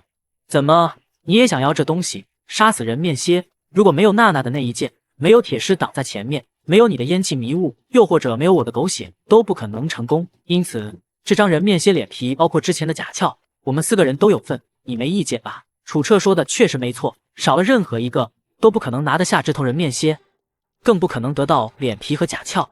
此时太阳西斜，橘红色的光洒在沙丘上。我第一时间检查自己的末日皮卡，左右两边的窗户全都被吹爆，车后面的车棚子也遭了殃，不知道被吹到哪儿去了。通过系统监测，车辆基本完好，这才让我微微放心。少了不少。嗨，之前从长寿村出来的时候还有40几个，现在就只剩下30个不到。阿宝叔脸上的皱纹更深了，絮絮叨叨地说着，明明只是一个40几岁的男人，现在看起来却像是50多岁。楚彻走过来对我说：陈野，车队里的人不多了，我的意思是说，以后大家就一起吃饭吧，这样也能节约一些资源。当然，食材是要自己提供的。我想了想就答应了，以后就吃大锅饭。吃完饭，我收拾完，打开系统一看，竟然有3万多杀戮值。我清晰地记得人面蝎死亡的时候，有一道灰色雾气被血院柴刀吸收。我反手就把腰间的柴刀抽出来，借着血色的月光，右眼凑近了看，刀身的花纹多了一丝暗纹。这一刻我感觉自己变得很强，这或许就是我踏入强者之路的底牌。就在我思考如何分配3万杀戮值的时候，娜娜提着酒走过来。我起身，这少女一把抓住了我的裤腿。陈野，我说了让你走了吗？我一低头，就看见粉毛少女那双水汪汪的大眼睛。旁边的楚澈楚队长看到这一幕，整个人都精神了。嘿嘿，妹哥，你们慢慢聊，我困了，先回去休息了。我慌张解释。楚队长，不是你想的那样。楚澈嘿嘿一笑，眼神暧昧。我懂，你放心，不会有人来打扰你。楚澈，你大爷！我忍不住骂道。少女死死地抱住我的大腿，根本不让我走。看在她是车队第一高手的份上，今儿我就多些耐心好了。娜娜，你喝多了。我没有，这才多少陈野，你听我说，其实我不叫娜娜，我叫倩倩。娜娜是我姐的名字，孙娜。我后来才知道，楚澈这货立马打开收音机偷听，比吃饭还上戏。我没有说话，一直安安静静的当听众，听他诉说心里藏的最深最黑暗的秘密。如果没有末日，娜娜不是孙倩倩，或许现在已经是一名国内顶尖学府的大一新生。她家庭条件富裕，家里有7口人，父母都有体面的工作，收入不菲，在当地也是有头有脸的人物。爷爷奶奶每个月的退休金都有几万块。姐姐是国内有名大学的在读研究生，毕业之后前途光明。弟弟虽然有些调皮，但也很可爱。这样的家庭无疑是非常惹人羡慕的。直到有一天，他拿到录取通知书，一切都变了。那天他迷迷糊糊走到家门口，却看见原本的树木长得遮天蔽日，下一秒树木张开嘴巴，一口吞下了他的父亲。树枝如同蟒蛇一样，蛮力钻开墙壁，深入室内，一口口将家人吞掉。孙倩倩的大脑当时一片空白，好在姐姐孙娜娜毕竟大一些，发现了这棵大树的一个残酷规律：大树在吃人的时候相对安全。这个发现让孙娜娜做了一个决定，当她被树枝卷着送入那张大嘴的时候，将妹妹推了出去。孙倩倩眼看姐姐被吞掉，一时间心神失守，傻乎乎地站在原地。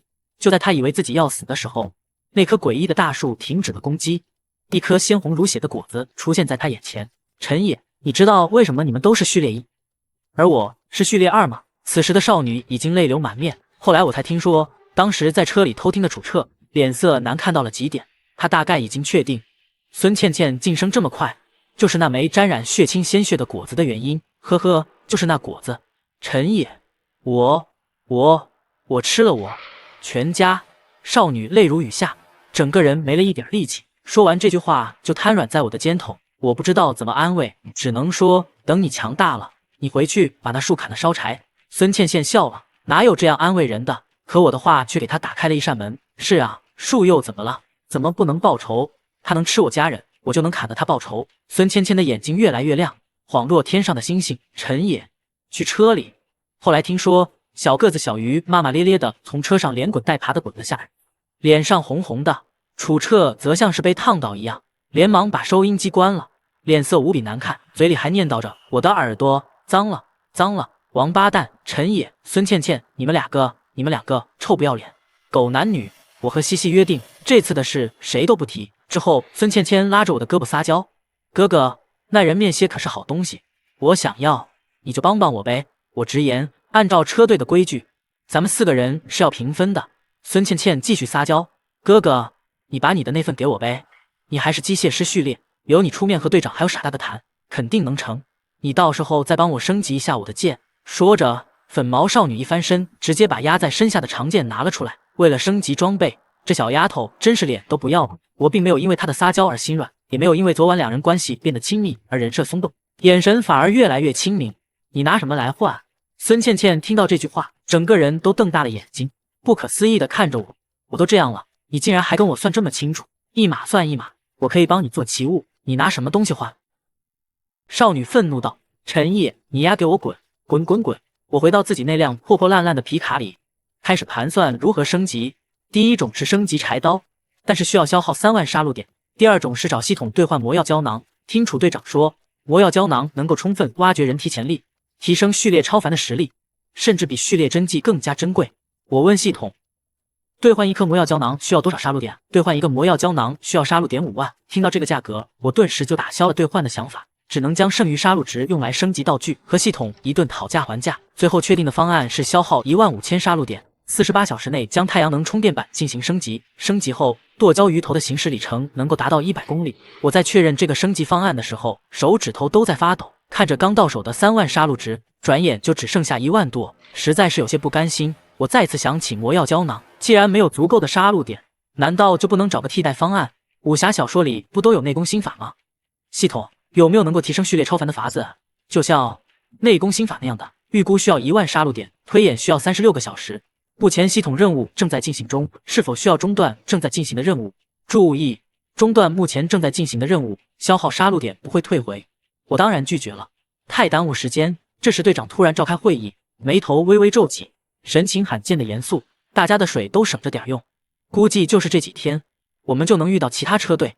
到时候顺利的话，我们可以和他们换一点水。听到这个消息，我的表情也严肃起来。末日之中，有时候害你的不一定是诡异，很有可能是人。车队开始前进，楚队长有时候会停下来，似乎是在寻找方向。我的这辆末日皮卡身后就是那辆神奇的老头乐。正常情况下，这老头乐早就应该没电了，可这老头还活着，车子也能开，那么多人都死了，这老头却活得这么滋润。明知道他可能有问题，我的选择是尽量远远躲开，先观察为主。没过多久，皮卡的电力升级系统终于结束，驾驶舱的车顶多了一块太阳能充电板，本来想用来充电，但现在有更重要的任务，让系统推演锻炼序列超凡的法子。系统开始推演，根据宿主要求，以武侠小说内功心法为蓝本，开始推演，预计消耗36小时，扣除1万杀戮点。就在这时，小王惊喜大喊：“来了，队长，他们来了！”顺着小王指的方向看去，一支驼队在沙漠之中向着我们这边而来。前面的一些骆驼上有人，后面的骆驼上全是物资，而没有坐在骆驼上的人则更多。这些人有男有女，衣衫褴褛，每个人都脸颊深凹，一脸菜色，双眼无光，身体瘦得像蚂蚱一样，手脚上还都绑着绳子，绳子的一头被一名壮汉牵在手里。看到这些人，我的脑海里只有一个词：奴隶。很快，两支队伍碰面，一个嘴里叼着烟杆的老头，脸上笑得如同一朵菊花，赤着脚站在滚烫的沙地上，对着楚队长伸出手来：“你好，莫怀仁，叫我莫队长。”莫老汉都成。我没有关注物资，而是盯着后面一个个衣衫褴褛的幸存者，他们双眼无光，待遇甚至比不上那些骆驼。不仅如此，这驼队之中竟然还有5条狼，不声不响地形成一个包围圈，把我们围住了。啊！呜一声怪叫，5头狼身子伏低，灰溜溜地来到一个男人身边。莫怀仁介绍道：“楚队长，给你介绍一下，这是詹雷，我们队里的重要成员。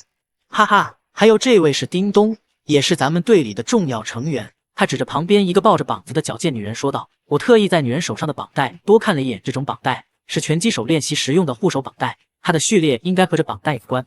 旁边那位是刘洋，小孩子还没成年，不懂事，你别见怪。最后这位是站在人群最后面的少年，他浑身都笼罩在连帽的罩袍里，躲在一匹骆驼的身后躲避阳光。我发现一个问题，周围的那些幸存者奴隶们似乎对着少年格外恐惧。少年露齿一笑，伸手在脖子上比了一个割喉的动作。果然，铁狮这时候面红耳赤，想要冲过去。千玺连忙拉住他，楚彻也学着对方的样子介绍：“铁狮、孙倩倩、陈爷。”双方就在沙丘的后面扎营。我才发现这支驼队的物资比我们这边丰富太多，各种帐篷、物资一水的摆出来。那些衣衫褴褛的奴隶们，在一个手持鞭子的汉子驱策下，慢腾腾的从驼背上拿东西布置营地。楚队长，你这车队人少了点吧？莫怀仁抽着烟，一双老眼放光，在我们车队的幸存者身上扫视。楚队长回应：“莫队长，现在都是末日了，人越少越好。”哈哈，楚队长说的没错，你这车不错，就是这燃料怕是不好弄吧？一老一少2个赤足的家伙亲亲热热的聊了起来，但我看得出来，两人都是各怀鬼胎，血月高挂。沙漠上多了一丝诡异。莫怀仁开始讲起自己的往事：“嗨，俺以前啊，就是村子里的一个干部。家里也就7、8口子人，咱们那个村子比不了那些富裕村，但比下还是有余的。除了缺水，别的也都还挺好。后来村子里来了好多人，说外面有鬼，城市都没了。我咋能信嘛？不过来的人越来越多了。小楚，你是不知道，每个人都和你说城市没了，人没了。你不知道，俺当时心里慌啊。小楚啊，你是不知道，这些人坏着捏。开始来咱们村，咱们还吃好喝的招待他们，后来他们还嫌不够，就开始动手抢。鹅的娘嘞，这群混蛋的真不是个东西。再后来，村子里也开始出现诡异，他们就从村子里跑了出来。莫怀仁叹了口气：“老哥，我听说上户都完了。”楚队长满脸不可置信：“那可是上户啊，几千万人的超级大城市，怎么可能就这么完了？”莫怀仁对那个罩袍少年摆手，去把那个胖子叫过来。很快，一个瘦瘦的高个子男人出现，这形象和胖子完全不符。莫怀仁介绍道：“他叫小楚，这人以前胖着脸，据说以前还是个领导脸，现在没吃的，这才变得这么瘦的。他就是从上户跑出来的。你听他和你说说，他知道底度。”周高个定了定神，慢慢说了起来：“上户身为全国数一数二的城市，能和他比肩的，不说全国，全世界也没几个。他之前是上户的一个公职人员。上户开始爆发诡异的时候，政府显然做了应对工作，但诡异来得太过于凶猛，让整个上户根本反应不过来。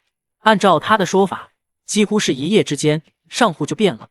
夜晚来临的时候，整个城市一片诡寂，越是人群聚集的地方，诡异爆发的案件就越多，说是人间地狱也不为过。这件事自然引起了高层的注意，很快就派军队入驻。可惜事情并没有被平复，热武器对这些诡异根本没用，只用了几天时间，人类节节败退，上户就成了人类禁区。后来也有组织人手进入上户调查，前前后后进去的人数不胜数，可没有一个人回来。上户现在已经是全国甚至全球最为凶险的无人禁区之一。说到这里的时候，瘦高个浑身发抖，眼泪都流了出来。那基地里有几十万人，后来人太多了，又被诡异侵入，死的死，逃的逃，多的比如之前的几十万人，少的也有几百人，全都没了。莫怀仁笑眯眯地看向楚彻，话锋一转：“我小老婆就是个大网红，据说以前可是有几千万粉丝的大网红大明星脸，一天赚的钱是我们这种人10辈子都赚不到的。要不是末日这种肥肉，我是想都不敢想领。嘿嘿，他跳舞好看，你想不想看？”人群之中，一个千娇百媚的身影走了出来。“莫队长，你又开始说我的笑话了。”莫怀仁神色邪恶，哈哈哈哈，乖，小宝贝，只要你跳得好，晚上我给你吃个够。两人就这么旁若无人的打情骂俏起来。我只觉得犯恶心，这老头都能当他爷爷的爷爷了，可越看越觉得不对劲。这女人的手脚出奇的大，甚至身体的骨架也比一般的女人高大几分。当看到她的喉结时，我懂了。其他人也纷纷往后挪了挪，反倒是驼队这边不少人都一脸心旷神怡。不近女色的楚队长对这表演也没什么兴趣，转而问道：“莫队长，这一路走来，除了我们，你还遇到过其他幸存者队伍没有？”莫怀仁挑眉，神秘一笑：“倒是遇到过，算上你们，我算是遇到了2支半的幸存者。我只是远远的看到他们一眼。那支队伍好像是在一头无比巨大的大象背上建立了。一座城堡，看样子上面的人不少，足足有数百人。似乎是看到我们不相信。”莫老头哈哈一笑：“这算什么？我还听说有的车队是建在天上的天空之城。现在有一种说法，诡异之所以爆发，是因为2个位面的空间发生重合。以后还有很多不可思议的事情发生，不要那么吃惊，这只是个开始。白日会热得灼烧皮肤，晚上的寒气能把人冻死。山会移动，海会倒流，天空裂开大缝，似乎能看到另一片大陆的影子。所以末日才刚刚开始。”经过短暂的接触，我了解到驼队的情况和我们公平车队完全不一样。这些手脚上带着脚镣的幸存者，是莫老头他们几位序列超凡的私有财产。相比起驼队的奴隶制，我们一直坚守的公平，简直就是天堂。只要你肯付出，就能吃饱，哪怕只是勤快一些也饿不死。我找到楚彻队长，我们什么时候动手？驼队有不少好东西呢。少女眼神不屑：“陈野，你果然是个天生的坏种，你丫该不会是想黑吃黑吧？”铁狮瓮声瓮气地说道：“椰子，这样不对，大家都是幸存者，公平交易对大家都有利。”楚队长眼神鄙夷：“陈爷，我早就看出来你不是个好东西，我不服气。”“靠，你们敢说你们没这么想？”楚队长压低声音：“好了，椰子，你说的也没错，害人之心不可有，防人之心不可无。我已经和莫老头打好招呼了，明天早上开始交易。”孙倩倩点头：“那莫老头奸诈的很，得多提防。”铁石黑着脸说道：“他们队里的那个小孩让人很不舒服，你们不知道，就在刚才吃饭的时候，这小孩一口都没动。在末日还有人不喜欢吃饭的。”楚彻脸色微微一变，迟疑道：“我大概知道这小孩是什么序列了，这应该是恶魔序列，就是传说中最适合末日的序列超凡。这个序列的超凡者不能吃正常的食物，只要吃了人类的食物，就会产生强烈的排异反应。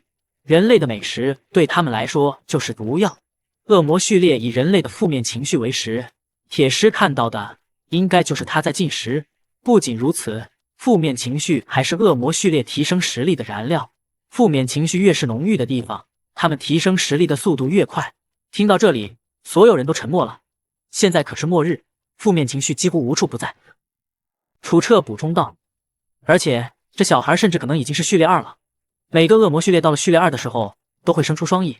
平时双翼会演化成斗篷裹住全身，战斗的时候才会化作双翼。听到有同为序列2的存在，粉毛少女倒是有些跃跃欲试。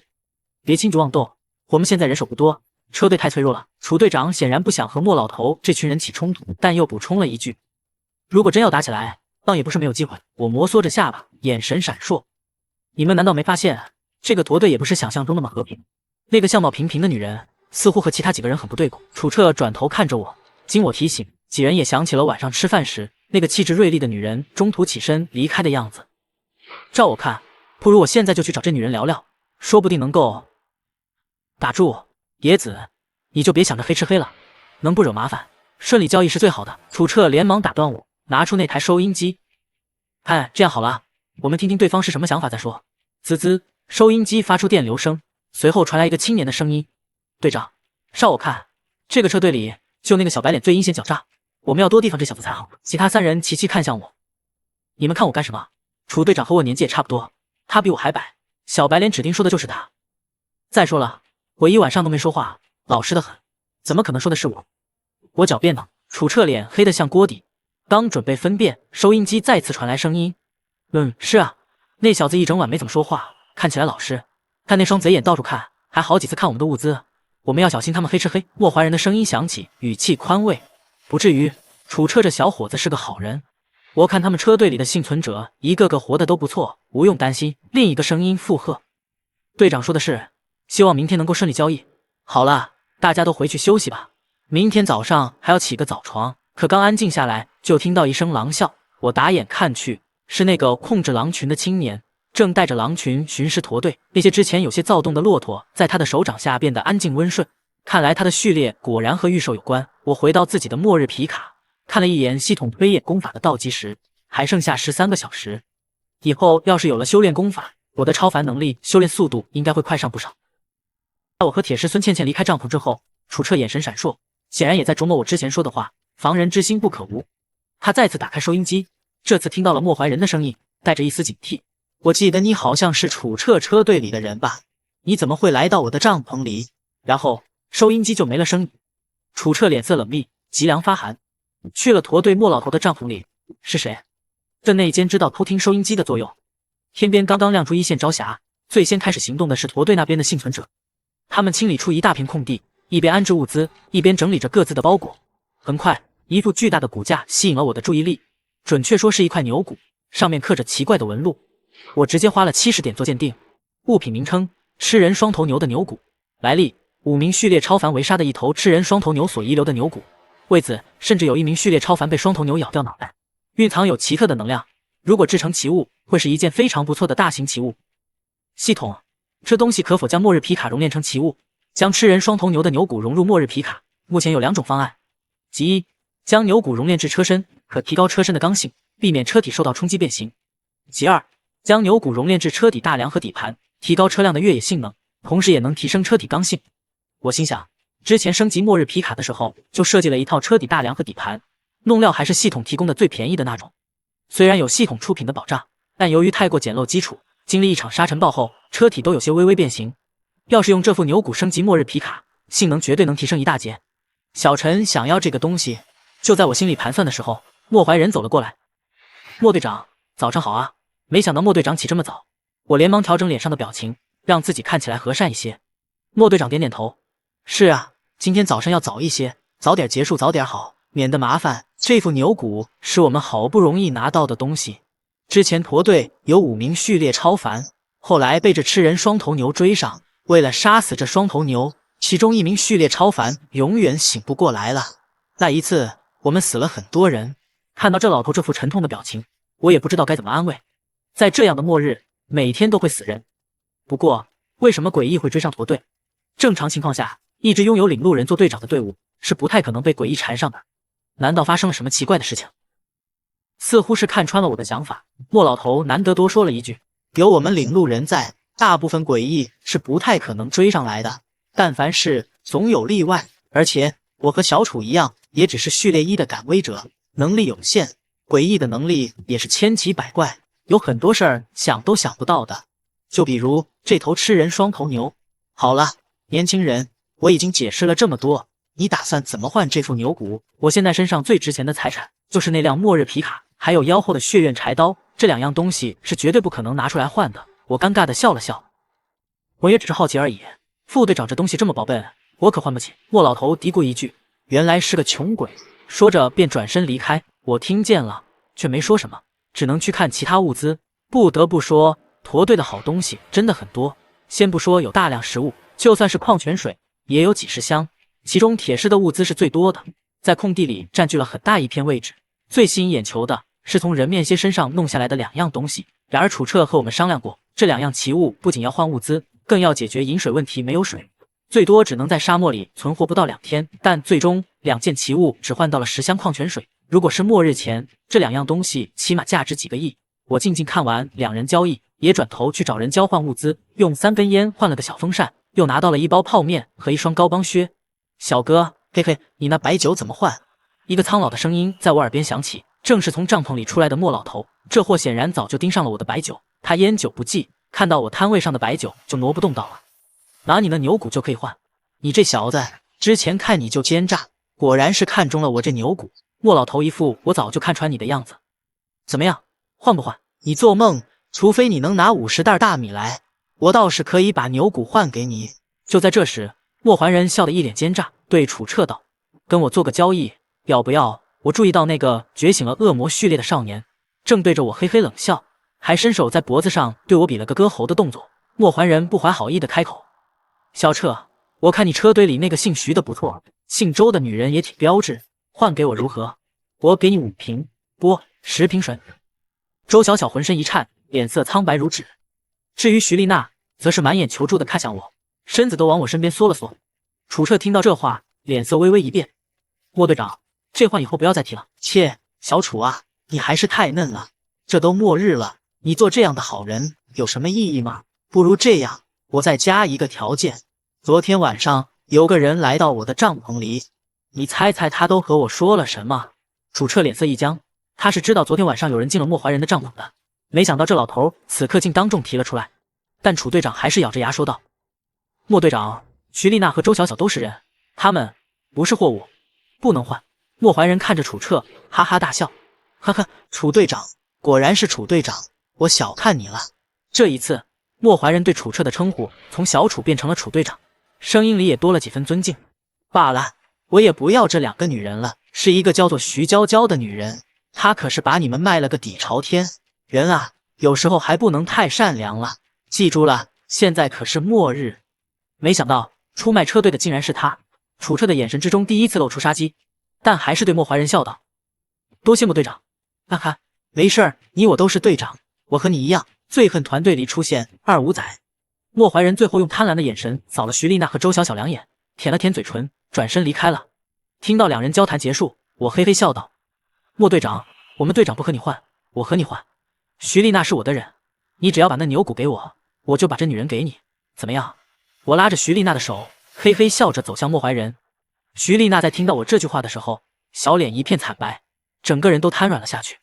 楚彻楚队长的脸色瞬间黑了下来。莫怀仁笑意渐浓：小楚，你别着急，小陈想要交易那是他的自由，你这人啊，什么都好，就是有些古板。现在都已经是末日了，咱们都是序列超凡，难道还要像普通人一样活着？现在咱们都是超凡者，都是特权阶级。楚队长，你这观念可得改改了。莫怀仁嘿嘿一笑，又道：嘿嘿，小陈，你想要吃人双头牛的牛骨也不是不行，但是只有这1个女人的话，怕是不够。他转头看向周小小，被那双老眼盯上，周小小只觉得浑身冰凉。但莫怀仁还没笑多久，就一脸惊骇，一把柴刀正对着他狠狠劈下。他根本没发现我什么时候动的手。不远处，那个相貌平平的女人双眉倒竖，双手握拳，对着面前的兜帽青年一拳轰出。这一拳带起的拳风，甚至将脚下的沙丘吹起。少年身上的兜帽斗篷如同活了过来一般，像海面的海浪层层叠叠，挡住了女人的一拳，将力道分散开来。但女人还是猛地喷出一口鲜血。叮咚，你！噗！不等少年说完，就感觉到一股冰凉入体。他低头看去，一截剑尖正从自己胸口透出。少年难以置信地看着那截剑尖，脸上满是惊恐和不知所措。他艰难地扭过头，就看到不远处那个粉色头发的少女倩倩正手掐剑诀。你怎么会御剑？刚学的，请你尝尝鲜。倩倩得意地一甩头发，刚想说些什么，脸色却陡然一变。啊！一声粗犷的惨叫响起，只见几匹恶狼已经扑向了铁狮，其中最大的那头已经死死咬住了铁狮的脖子，鲜血从铁狮的脖子喷涌而出。这些狼都不是普通的狼，而是那个叫做詹磊的序列超凡精心培育饲养的，体型比一般的狼大上许多。铁狮还在疯狂挣扎，只要再坚持半分钟，不，或许只需要几秒钟，他就死不了。结果就在铁狮快要挣脱的瞬间，詹磊直接一刀砍断了铁狮的头颅。做完这一切，这个叫做詹磊的序列超凡骑在狼王的背上直冲沙漠深处而去。铁狮，孙倩倩目眦欲裂，粉色长发无风自动，手中长剑瞬间飞回身边。她樱桃小嘴念念有词，取长剑化作一道长虹，直刺向狼王背上的身影。那身影趴伏在狼背上，闷哼一声，身体软软的从狼背上掉了下来。整个过程不到10秒，甚至可能更短，4名序列超凡就已经命丧黄泉。而这一切的始作俑者，或者说幕后黑手，正是我。粉毛少女的身影快得不像话，瞬间冲到铁狮的身边，愤怒地捶着铁狮的胸膛，情绪一时间有些失控，泪水也不受控制地涌了出来。校车上的幸存者们已经有不少人失声痛哭，如果不是铁狮，这些人里很多都活不到现在。铁狮的死虽然出乎意料，但并没有让我失去理智。此时我的目光灼灼地盯着不远处那具浑身笼罩在帽兜斗篷里的尸体。楚彻说过，恶魔序列的生命力十分顽强，比起泰坦序列都不遑多让，甚至更强。因此我很怀疑这人可能没死，甚至连刚才逃出去的那个能控制狼群的超凡者，我也怀疑他是装死的。当然优先解决的还得是这位恶魔序列2的少年。我抽出腰间的柴刀，慢慢靠近那具黑袍少年的尸体。叮咚的声音沙哑，他已经死了，没有人能够在那一剑之下还活着。我拿着柴刀靠近，柳条缠绕住手臂，直接将少年的尸体五马分尸。也就在这时，被千仙一剑刺落狼王背上的青年突然从沙地上跳起来，翻身骑上狼王，转身就逃。我看着那人逃走的背影，只是可惜了那笔杀戮值。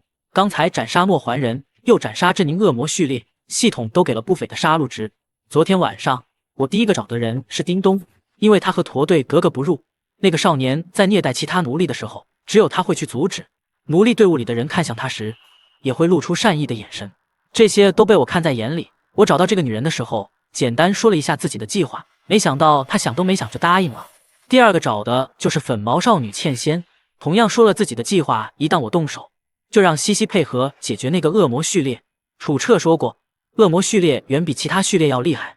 我本做好了背水一战的准备，没想到行动竟出奇的顺利。至于铁狮，楚彻说不动手，他肯定会听楚彻的。就算他没有受伤，我也不确定能不能说服他。只是没想到铁狮竟然就这么死了。这个傻大个的脑袋安详地闭着眼睛，好像只是睡着了一样。有人找来了一块木板，用借号笔在上面写着吴海峰之墓。以前大家总是傻大个傻大个地称呼他，这货从来都不介意，只是傻呵呵地乐。我第一次感觉到一阵悲伤。刚觉醒的时候，他对我很照顾，很多关于序列超凡的知识也都是他告诉我的。如果铁狮不死，我或许真的会把他当成兄弟。阿彻，时间不早了。阿宝叔在旁边提醒道。楚彻看向我，沉声道：“你不该这么鲁莽的，至少该和我说一声。如果给我重来一次的机会，我还是会动手。”我语气坚定，只是我会提前通知铁狮，让他躲好。楚彻闻言也沉默了，他当然明白我的意思。良久，楚彻一脸沉重的开口：“或许我们之中也只有你才能活到最后。”他将一杯清茶洒在铁狮的身前，轻声道：“如果有一天我死了，记得每年给我烧点茶叶。”我看了看倒计时，时间已经不早了。楚彻却打断我：“再等等。”他看着铁狮的尸体，认真说道：“根据我知道的，泰坦序列1都被称之为血肉学徒，但是到了序列2，泰坦序列就有2种分支。窥视之炉会在额头生长出第3只眼睛，这只眼睛会有神异的作用。我曾经看过一份文件，走这条分支的泰坦超凡者，序列足够高的话，死后留下的第3只眼，甚至能够直接当做奇物来用。”我听得目瞪口呆。还有这种操作，就连哭的鼻涕一把泪一把的西西也忘记了哭泣，专心致志地听着楚彻说话。楚彻继续沉声说道：“你还记得铁狮有2种性格吗？一种是我们认识的那个憨厚的铁狮，一种是战斗时候的那个凶悍的铁狮。铁狮的双重人格，我一直都记忆深刻。西西不免激动起来。你是说铁狮他会活过来？铁狮不会活过来，而是根本没死。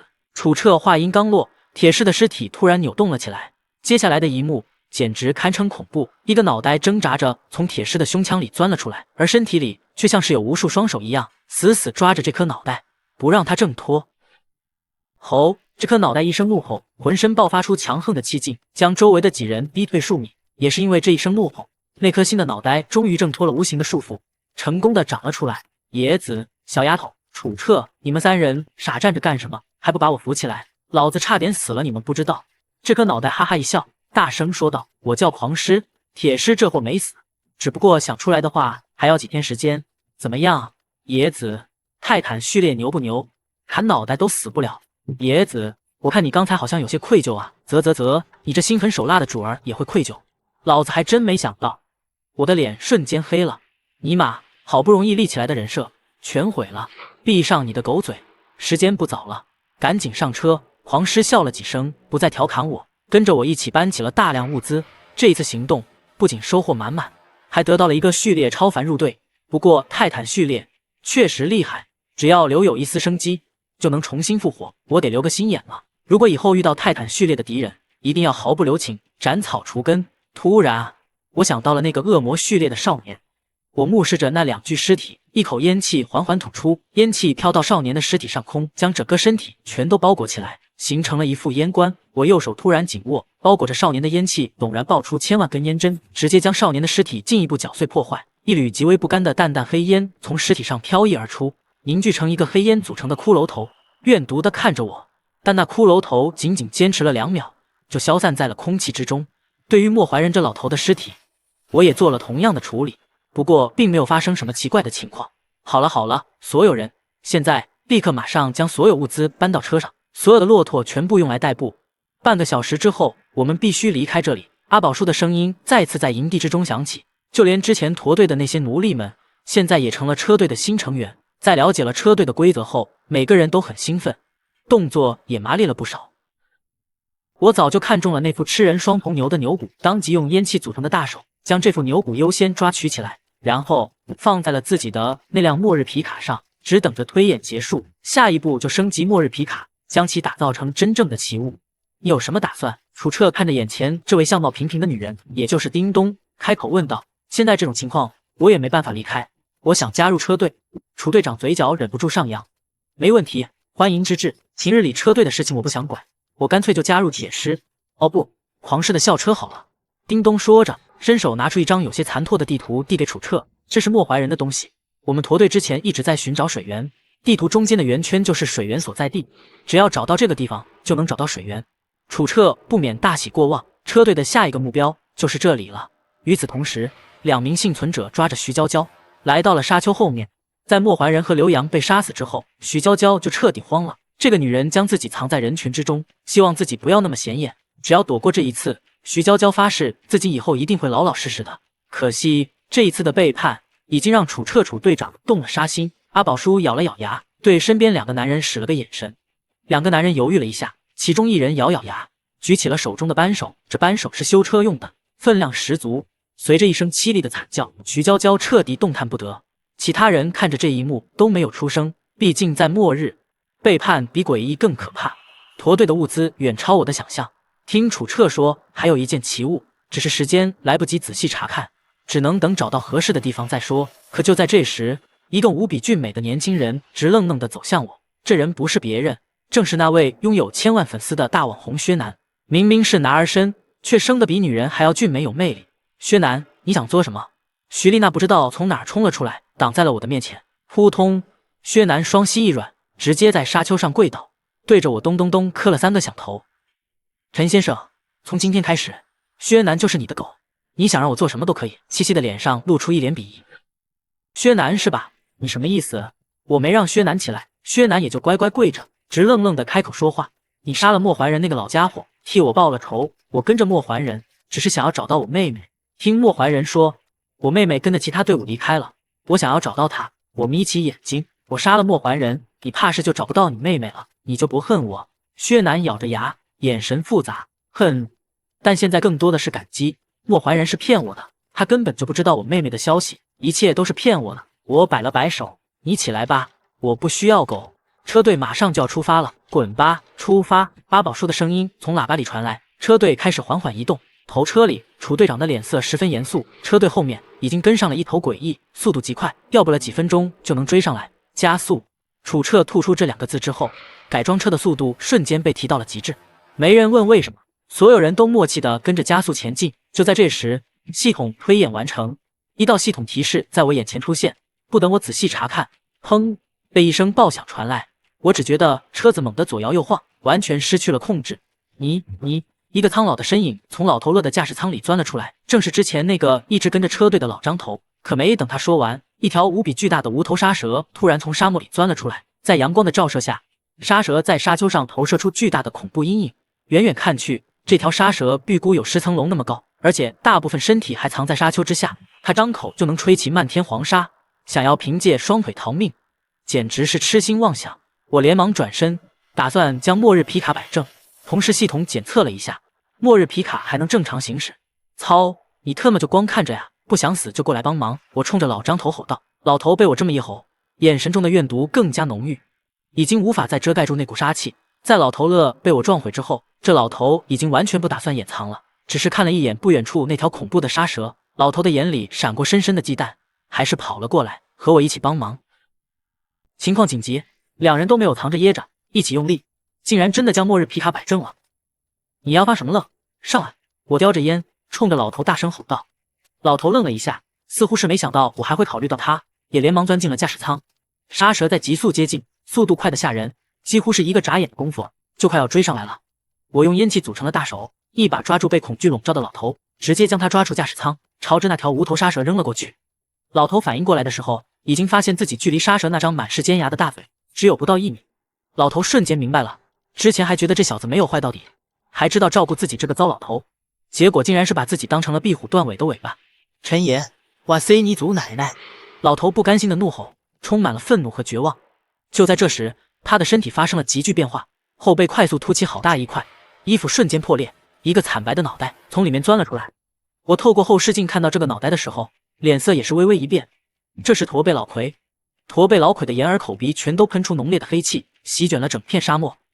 就在我以为驼背老魁和沙蛇会发生一场猛烈战斗的时候，沙蛇却猛地张开大嘴，一口将浑身散发着诡异气息的驼背老魁吞进了肚子，然后一个猛子扎入沙丘之中，翻起漫天沙尘。我死死踩着油门，丝毫不敢松懈。沙蛇在沙丘之中疯狂翻滚，身体的某一节隆起好大一块，显然是驼背老魁在他肚子里折腾。哞，又是那低沉且具有穿透性的声音响起，音浪穿过我的身体，震得我脑袋一阵剧痛，殷红的鲜血从嘴角溢了出来。此时末日皮卡已经距离那条沙蛇足足有上百米，还能不时看到沙蛇在沙海之中翻腾。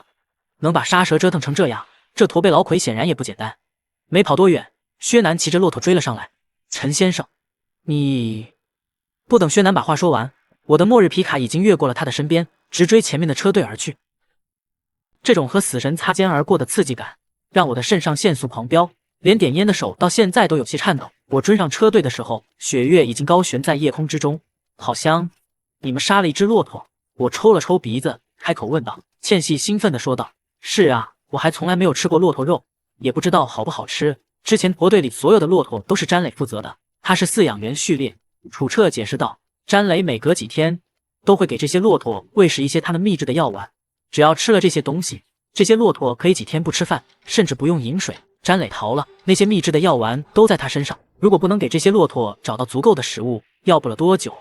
不过好在幸存者们都吃到了肉，暂时缓解了饥饿。”楚队长拿出一套茶具，千玺两眼放光：“楚队，你今天这么大方。”看到他这副样子，楚彻脸都黑了。死丫头，你喝我的茶还少吗？嘻嘻，叮咚，我跟你说，楚队的茶可不是人人都能喝到的，今天我们可是沾了你的光。嘻嘻笑嘻嘻的说道，随即又转向我：“对了，野子，我之前看老张头和你一起落在后面，怎么就看到你回来，没看到他？”楚彻也看向我，等着我的回答。以前你们是不是也觉得这老头有问题？我没有直接回答，反而反问楚彻和西西。楚彻没说话，倩琪却是用力点点头。傻子才看不出来那老头有问题，就一辆破破烂烂的老头乐，这一路上死了那么多人，就他还活着，怎么想都不对劲。我们还以为你会去试探那老头，没想到你一直没动作，我顿时气结。楚队，这我就要说你了，在咱们车队里藏了这么一头诡异，你竟然不知道。这个消息让在场的3人都吓得一个哆嗦，我这才把刚才发生的事情原原本本地说了一遍。楚彻思考了片刻，开口说道：“这驼背老魁，说不定真不是诡异。”黄氏立刻问道：“怎么说？”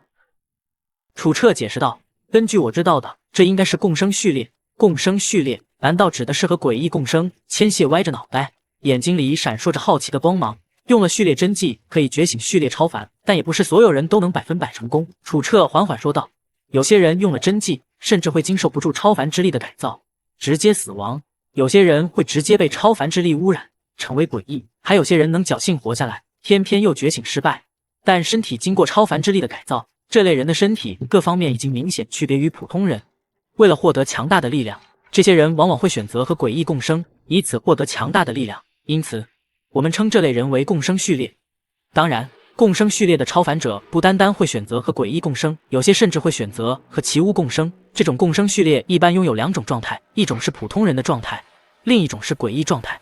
普通人状态下，如果不仔细观察，不主动显露实力，和我们普通人差不多。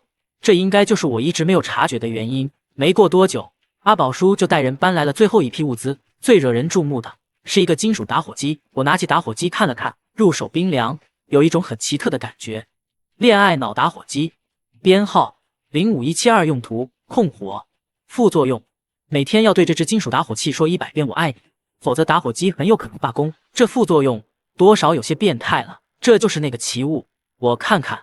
倩熙一把将金属打火机抓到了手里，下一秒，他显然也接收到了脑中传来的奇物信息。奇物有个特点，凡是无主之时，被超凡者触碰到，都会接收到奇物的基本信息。奇物认主之后，其他超凡者再触碰就不会触发信息接收了。楚彻说过，奇物就像是家里养的小狗一样，并不需要滴血认主之类的程序，只有通过长时间的接触和了解，才能达到认主的效果。陈先生，孙小姐，这东西我知道怎么用。旁边传来一个清冷之中带着些许讨好的声音。我和西西回头，正好看到薛南站在那里。这只恋爱脑打火机原本是莫怀忍的东西，我在杀死莫怀忍之后，主要的注意力全都放在了那个恶魔序列的少年身上，因此就没有关注莫怀忍身上是不是还有什么东西，这才让这件奇物落到了楚彻楚队长的手里。薛南将如何使用这件打火机的方法详细说了一遍。西西立刻上前试了试，他打开打火机的防风盖，滑动打火石，一颗小小的橘红色火苗立刻出现在眼前，跳跃不止。他鼓起腮帮子，按照薛南说的方法，对着眼前的小火苗轻轻吹去。呜呼！一道7、8米长的橘红色火焰直接被喷射了出来，带着高温的热浪，照亮了周围一大片空地。周围的幸存者们纷纷露出惊恐的模样。这个小小打火机此时就像是火焰喷射器一样，我也是目露惊奇，看着这只打火机，眼神里全都是贪婪。此刻又到了分配物资的时候，现场几乎成了一个小型的交易市场。乱七八糟的东西堆成了一片小山。按照车队的规矩，除非是单人行动获得的物资可以独享之外，其他时候获得的物资都要平分。奇物4件，序列超凡却有5人，明显不够分，只能等楚彻公平分完。我得到7瓶矿泉水，还有些食物，得到最多的是铁狮和叮咚，最后剩下骆驼，估计用不了多久就会成为全队的食物。好了，目前物资就这么分配了，接下来我们就开始分配奇物和奇物材料。楚彻宣布。人面蟹的2件奇物，叮咚那时候还没有进入车队，因此不参与分配。谁想要这2件奇物，要拿出相对应的物资和其他3人交换份额。至于这牛骨和打火机，同样按照这样的规矩进行分配。听到要开始分奇物了，大家的兴趣一下就上来了，我也有些微微激动。杀了莫还人和恶魔序列的少年，凭空涨了2万杀戮点，再加上之前的杀戮点，升级1件奇物应该是够的。阿宝叔说，几位，首先就是这牛骨，虽然我不知道这奇物材料的品质，但想来应该是不差的。这个牛骨人人都有份，谁想要获得这件奇物材料，就需要对其他4人做出补偿。黄师耸了耸肩，我对这东西不感兴趣，如果陈野能够给我1头，不，2头骆驼，这牛骨我让给你了。黄师，你这也太黑了吧！我和他讨价还价，最终确定给1头半骆驼，然后我把目标对准了楚彻。队长，你想要的是恋爱脑打火机吧？把你的份额让给我，我可以不跟你争打火机。楚彻脸一下就红了，额头青筋暴起。陈爷，你丫也太黑了。我严肃道。队长，咱们公平交易，这可是奇物，拿在手里就能用，你可算是占了大便宜。楚彻被我的态度刺激的有点不爽，我笑嘻嘻的和楚彻讨价还价，最后我付出了一些大米和面粉，以及一部分的骆驼肉作为交易，终于拿到了楚队长的份额。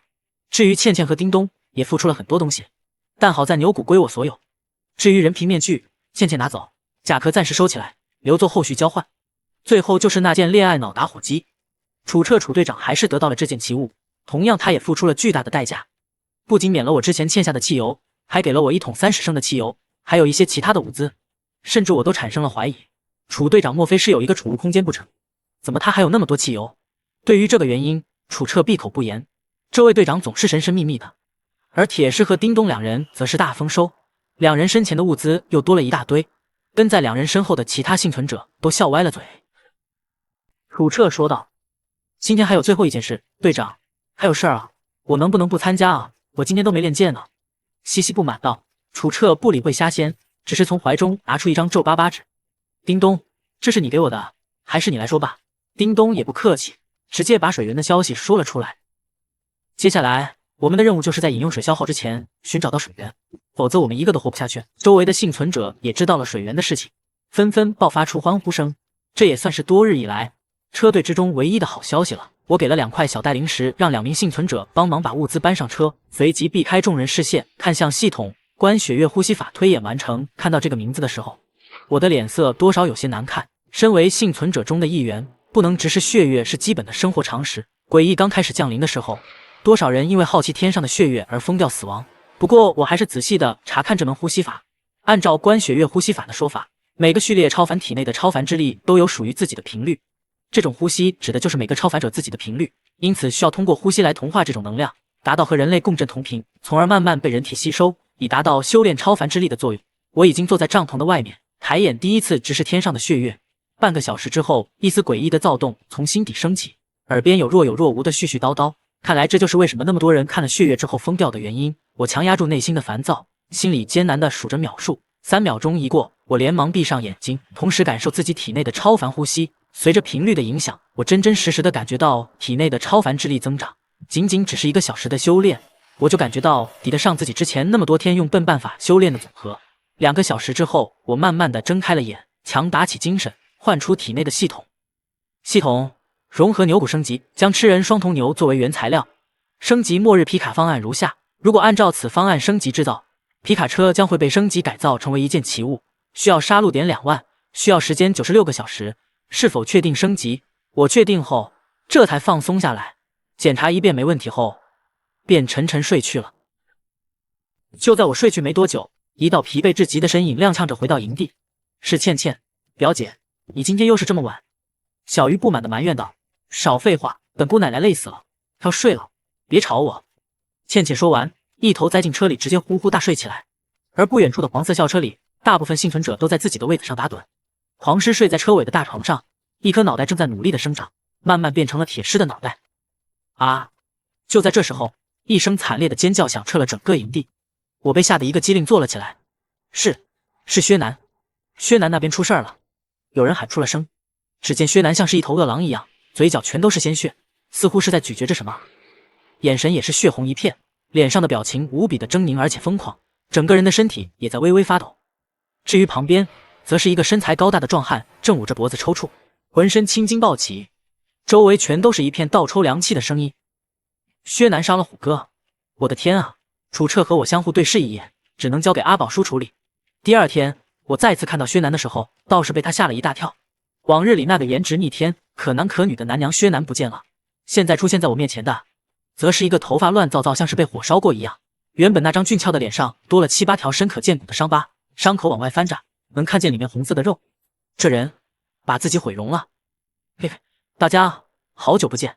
就在我和楚彻聊着寻找水源问题的时候，一个有些熟悉的声音突然在几人耳边响起。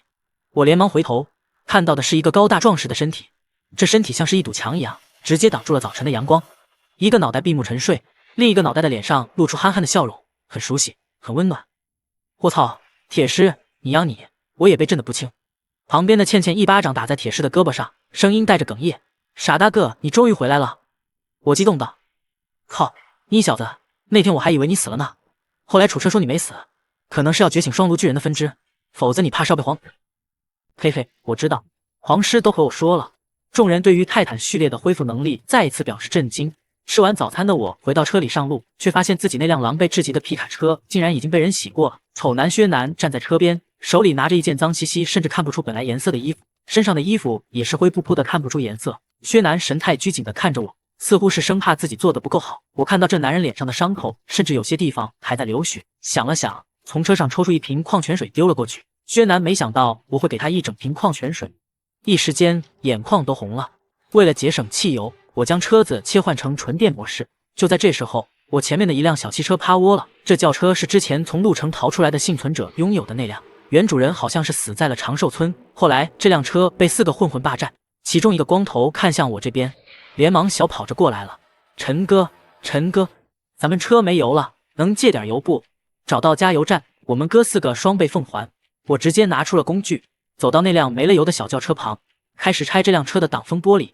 陈野，你不要欺人太甚！领头的光头面色发青，一个年轻人已经在后备箱翻找武器，打算给我一些教训。这人在4人之中排行老3，性格鲁莽且愚蠢。末日之前仗着家里的背景，因为一句口角将人打死进了监狱。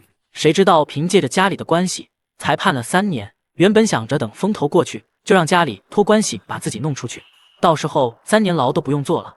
没想到末日来得这么快，和其他几人一起从监狱里逃了出来。这些人并不是不知道序列超凡的厉害，在幸存者之中，大家似乎公认我是最弱的，毕竟只是控制烟雾的能力，轻飘飘的烟雾能有什么攻击力？一直以来都是坏人欺负好人，什么时候坏人也会被欺负？我去你妈的！老3举着手里的钢管走到正在拆挡风玻璃的我背后，举着钢管准备刺下，烟气化作大手，狠狠一巴掌抽了出去。青年整个人如遭雷击，如炮弹一样被轰了出去，带起一路沙尘，飞出10几米，倒在地上生死不知，鲜血流了一地。其余3人彻底怕了，改变了对我的认知。接下来车队一直在沙漠中穿梭，每次楚队长都带着无数人的期待，然后又会失望地收回目光。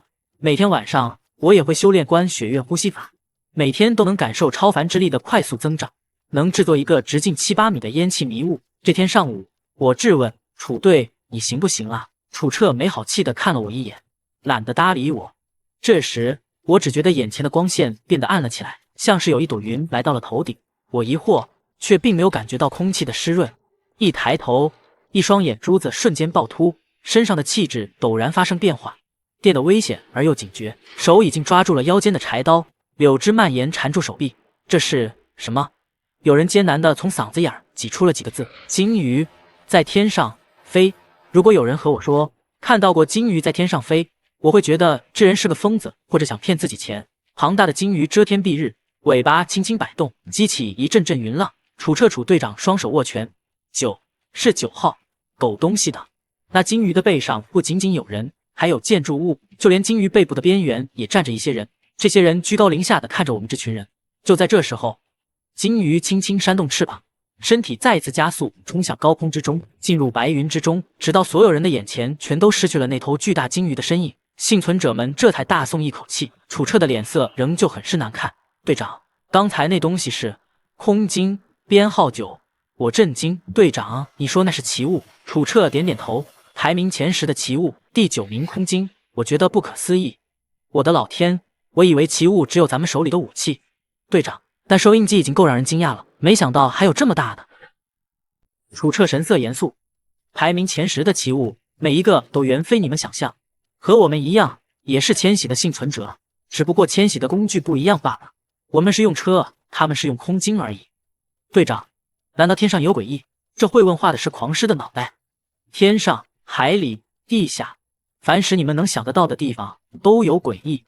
就算那些人有编号9的奇物，被诡异缠上，也只有死路一条。空鲸的出现，让我们的心绪久久不能平息。但好在我即将获得第2件奇物，相比起之前的升级，我明显对这一次升级更期待。这辆从自行车开始一直到末日皮卡，再到现在的奇物，没有人知道我在这辆车上倾注了多少心血。阿宝叔今天做了一个决定，打算在车队举办一个元旦晚会，是从2030年进入2031年的最后一夜，所有帐篷围搭在一起，火光照亮了恐怖的夜晚。这些天车队里最不缺的就是这些骆驼肉。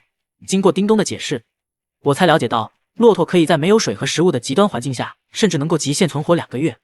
所以晚餐丰盛，每个人也能得到新鲜的肉。让我意外的是，车队里不少人都有些小才艺，比如就算没有音乐，徐丽娜竟然能够跳得一手婀娜的舞蹈。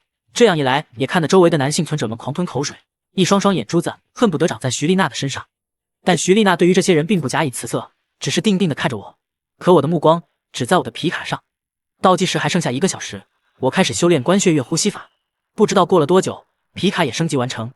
车斗里的那副白色骨架已经消失不见了，车头部分则有一个黑色的前杠直接延伸至车底，还出现牛栏式防撞杆，典型的霸气越野车风格。奇物名称：末日皮卡，编号2899。能力1：对车辆的整体坚固有一定的提升，对车辆的整体性能有一定的提升，对车辆的撞击能力有一定的提升，提升车辆的燃油经济性，提升车辆的能力2：撞击。这辆车最不惧的就是冲撞，如果遇到危险，请踩紧油门，直接撞过去。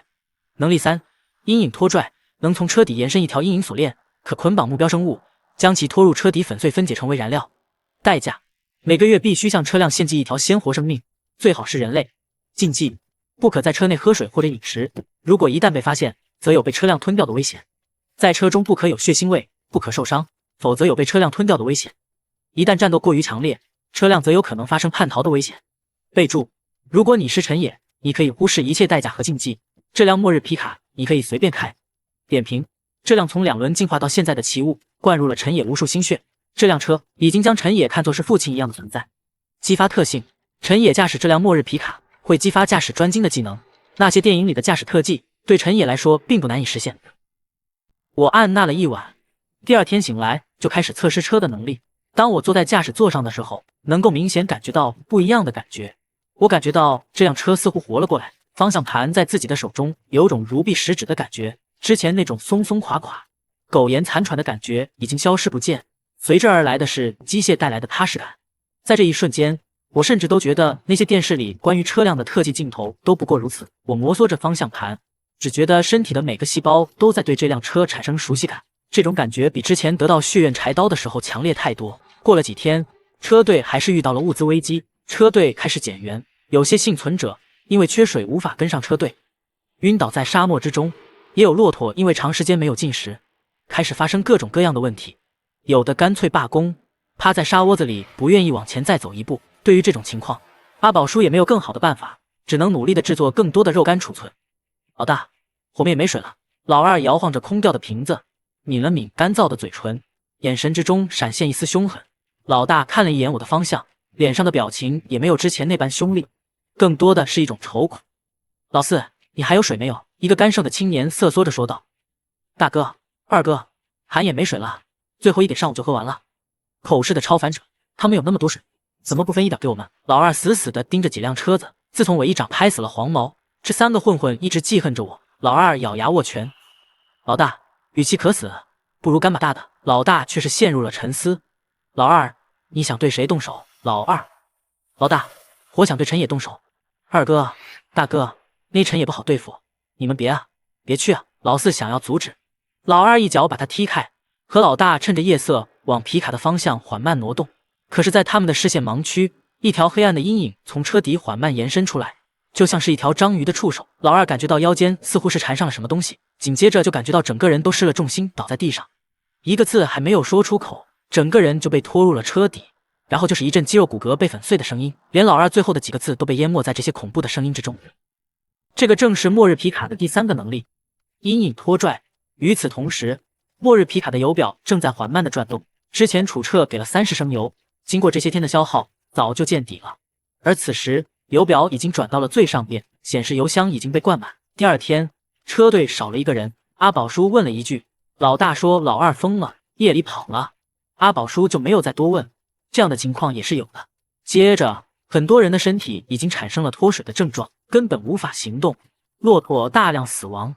就在这绝望的时候，空气之中泛起一丝凉意。楚彻率先加速奔去，陈野和队长都跑到前面去了。小鱼指着我的车尾巴说道，倩心一眼就看到了我的车，没办法，那辆车实在是太打眼了。陈野这人无利不起早，跟上去。好嘞，表姐，你就看我的吧。小鱼那小小的个子往下一出溜，小短腿直接踹紧了油门。与此同时，铁狮的校车也同时做出了反应。20分钟之后，周围竟然开始出现了一些绿色的植被，绿色也越来越多，空气也没有那么干燥，我能感觉到身体的每个细胞都在欢呼，似乎是感受到了我的情绪。这辆车也变得激动起来，整个车身猛地往前窜了出去，车头不断抬高，我坐在车里，只能看见蓝色的天和白色的云。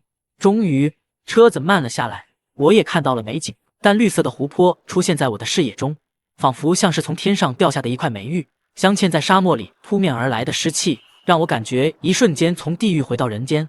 我从来没觉得眼前的小湖如此美。他娘的，老子扛过来了！黄狮握拳激动，校车里爆发出震天的欢呼声。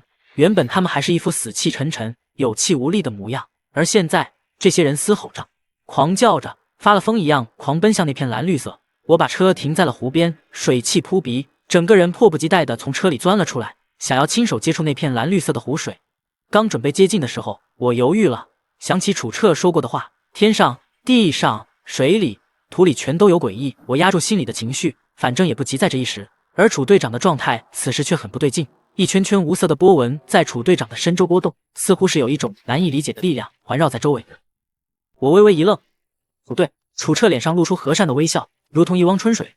听到我的声音，扭过头看着我：陈野，我升到序列2了，你这人做什么事情都是这么谨慎的吗？我毫不客气回怼：你不也是一样？两人相互对视，倒都从对方的眼中看到了惺惺相惜的意味。楚彻下令：阿宝叔，让这些人起来，这是饮用水，不是他们洗澡的地方。那些刚刚扎进湖里还没有游几分钟的幸存者们被赶了起来，虽然有些不满，但没有人敢反对阿宝叔。今天晚上的露营地自然就是湖边，幸存者们开始扎帐篷、整理物资。只见楚彻弄了一根棍子走到营地中间，举起手里的棍子对准地面狠狠一插，只见一道透明圆形光罩直接从天上倒扣下来，直径看起来超过100米，几乎将整个营地都笼罩其中。做完这一切，楚彻整个人都萎靡了起来，胸膛不断的起伏，喘着粗气，像是跑了5公里一样。这是领路人序列2神隐者的新能力隐秘屏障，能够在一定程度上消除活人气息，让诡异没那么快发现我们。楚彻给我解释着，最多3天，3天之后必须离开。呼呼，阿宝叔，去告诉他们不得轻易离开屏障范围，想要外出必须向你报备。这一次楚彻提升到序列2，一共得到了4个能力，一个是现在这个隐秘屏障，还有一个是天气感知，能够感知24小时内的天气变化。作为序列超凡的能力，这个天气变化比天气预报都要精确许多。如果再遇到沙尘暴，相信楚队长能够提前就知道。第3个能力是标记，能够将信息标记在某一地点或者某一事物上，还有防窥的功能。还有最后一个能力，神秘沟通。2个领路人在一定的范围内能够相互感应，并且进行简单的沟通。3天后，车队继续上路了，可所有人的脸上并没有高兴的表情，反而一个个脸上充满了恐惧。一边是一望无垠的大沙漠，太阳高高悬挂在天上，远处的沙丘烤得有些虚幻，而另外一边则是满天满地的鹅毛大雪，天地之间一片银装素裹，远处的树木和山丘全都被白雪覆盖，足足有1尺多厚的白雪。我看了看脚上的拖鞋，再看了看自己那简陋的皮卡，吞了吞口水。楚彻，我们真的要进去？楚彻说道。距离我们现在的营地20公里就是荣城，那里有我们需要的一切。一听到荣城这2个名字，现场所有人的脸色全都变了。末日之后，很多城市都变成了无人禁区，越是人口密集的大城市，越是危险的地方。按照越是人口密集的地方越是危险这一条定律，荣城的危险程度远超长寿村和杏花镇。队长，你是不是有点高看我们了？我吞了吞口水，有些干涩的说道。我倒是想要物资，可还没想要去找死。